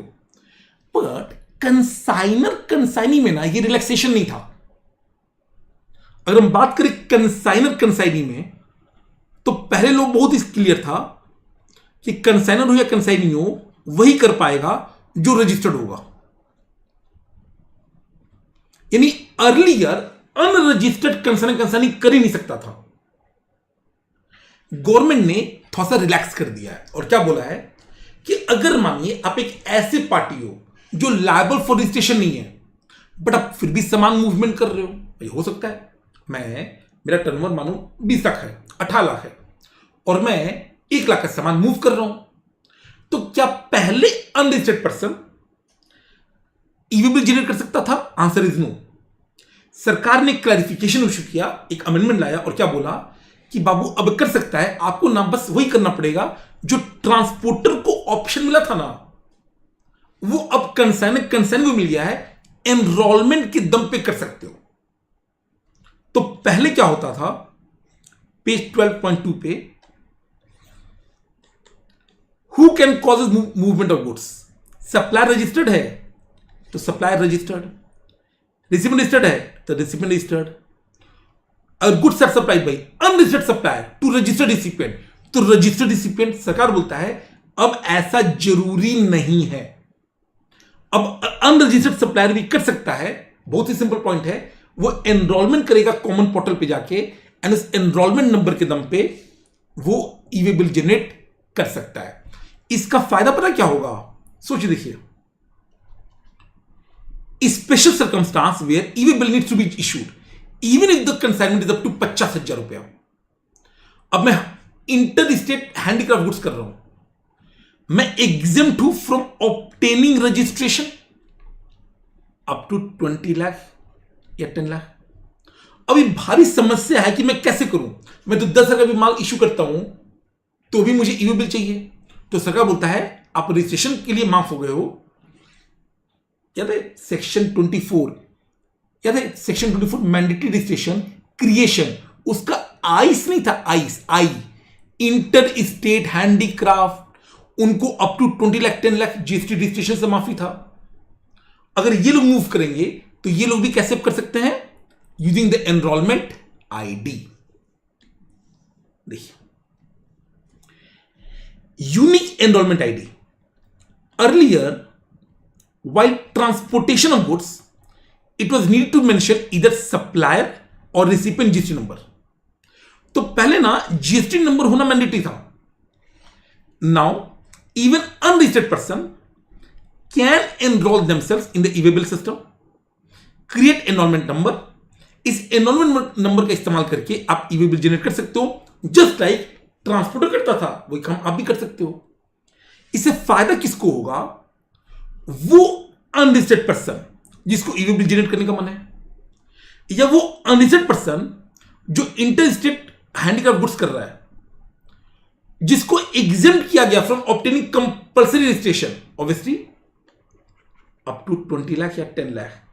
जिसको याद आ रहा हो सेक्शन 24 का जो एक्सेप्शन था आइस, ये आई की बात कर रहे हैं कि inter state supply handicraft goods exempt है, वहां पे आपको इरेस्पेक्टिव वैल्यू ई-वे बिल चाहिए। तो वो ई-वे बिल विदाउट रजिस्ट्रेशन वो कैसे करेगा? एनरोलमेंट के थ्रू कर सकता है। तो एग्जाम के लिए बस इतना याद रखिएगा, ट्रांसपोर्टर रजिस्टर्ड है तो जीएसटी नंबर के दम पे करेगा ई-वे बिल, ट्रांसपोर्टर अनरजिस्टर्ड है तो एनरोलमेंट आईडी के दम पे करेगा, सिमिलरली अगर एक पर्सन है कंसाइनर कंसाइनी, उसको भी ई वे बिल जनरेट करना है, या तो वो रजिस्टर्ड है तो जीएसटी नंबर के दम पे ई वे बिल करे, रजिस्टर्ड नहीं है तो एनरोलमेंट के दम पे कर सकता है। And last, returns. सुनिए, हम सबको पता है कि जो टीडीएस वाले होते हैं अंडर सेक्शन 51, उनको एक जीएसटीआर 7 डालना पड़ता है। अब ये डालना पड़ता है monthly up to 10th of next month. अंतर क्या है कि जैसे आपके पास मान लो जीएसटीआर 1 है, 3B है, अगर ट्रांजैक्शन नहीं भी है, स्टिल आपको नील रिटर्न करना था। जीएसटीआर 7 में ऐसी बातें नहीं थी। अर्लियर ये होता था कि अगर no TDS during month, no GSTR 7, ये अर्लियर होता था। सरकार ने बोला कि अब ऐसा नहीं करेंगे, अब ये मैंडेटरी मंथली जीएसटीआर 7 है। कहना क्या चाहते हो? कहना ये चाहते हैं कि अगर आपको मन नहीं भी है, अगर आपको नील ट्रांजेक्शन भी है, तो आप नील रिटर्न फाइल कीजिए, बट जीएसटीआर 7 अब मैंडेटरी फाइल होगा टीडीएस वालों के साथ। तो अर्लियर जो फाइलिंग ऑफ मंथली रिटर्न था जीएसटीआर 7, वो कैलेंडर मंथ में होता था जब टीडीएस कटा। No deduction TDS, no need of GSTR 7। जो अमेंडमेंट आया है वो जीएसटीआर 7 ईच मंथ करना है, irrespective of whether deduction is made और नॉट। अगर कोई डिडक्शन नहीं है, आप नील रिटर्न कीजिए, आपका काम मतलब नील रिटर्न भी करना पड़ेगा। तो एक सीक्वेंस बना दिया कि भैया 12 के 12 महीने आपको रिटर्न फाइल करना है जीएसटीआर 7। टीडीएस कर गया तो उसका डिटेल, नहीं किया तो नील रिटर्न, बट करना पड़ेगा। और इसी के साथ हम लोगों ने कंप्लीट अमेंडमेंट लेस देन 2 घंटे में with detail explanation, short note, कितने पेज का है? 4.5 पेज का तो नोट्स है, 4.5 पेज का नोट्स है। हाँ, वो अलग बात है, उसको समझाने के लिए हमें लगा है 10 पेज। तो नोट 4.5 पेज का, समझाने के लिए 10 पेज, बट बहुत ही तरीके से हो गया। कोई भी डाउट है लिख दीजिए। कल बाबू हम लोग मिलेंगे आपका RTP plus case study MCQ. Very important, very important. जो भी मैं बाबू सेशन लूंगा, मैं वैसे भी आपको पता है मैं यूट्यूब पे तभी आता हूं जब मुझे कुछ जेन्युइन वैल्यू एडिशन करना होता है, वरना मैं वैसे ही नहीं आता हूं। ईमानदारी से अमेंडमेंट्स रिवाइज कर लीजिएगा। कल शाम के 7 बजे हम लोग detail RTP discussion and case study MCQ कैसे सॉल्व करते हैं वो सब मैं आपको बताऊंगा। कोई डाउट है बता दीजिए। मैं आपको बता देता हूं कि बाबू कल से हमारा नया बैच स्टार्ट हो रहा है, योद्धा बैच। आप इंटरमीडिएट ले सकते हैं 12 मंथ 23 में, 15 25 में एंड 19 मंथ 28,000 में। आइकॉनिक के लिए केवल 5,000 एक्स्ट्रा है, बट उसमें आपको टीचर का books, 1-to-1 mentorship session, evaluate test series सब मिलता है। बाकी we are the only guys जो 100% लाइव बैच देते हैं, कोई पुराना रिकॉर्डेड बैच नहीं। और हम लोग जीवन से स्टार्ट करके जी2 जाते हैं, बजाय कि अपनी एनर्जी एफर्ट को बचाने के लिए पहले जैन वाले बच्चों के साथ जी2 स्टार्ट कर दें और मई वाले बच्चों को उसमें जोड़ दें। ये सब नौटंकी यहां पे नहीं होता है। प्रॉपर फ्रेश बैच मई 26 के लिए, जहां पर टैक्स, अकाउंट्स, लॉ, वो सब पहले जीवन कंप्लीट होगा, फिर जी2 स्टार्ट होगा। यही सही तरीका भी है, ठीक है। अगर बाबू आपको यह सेशन इफेक्टिव लगा होगा, सेशन को लाइक कर दीजिएगा। मैंने कोशिश करा है कि जितना प्रैक्टिकल आपको इंटीग्रेट कर सकूं, एयर इंडिया वाला, री इंश्योरेंस वाला कॉन्सेप्ट, होंडा वाला, वो सब आपको अच्छा लगा होगा। जैसे भी लगा कमेंट करके जरूर बताइएगा एंड वीडियो शेयर कर दीजिएगा। हम लोग बाबू अभी 10:30 पे मिलेंगे for most important MCQ of computation of tax. Income tax में, वो स्पेशल क्लास पे होगा। Bye bye, God bless, all the best.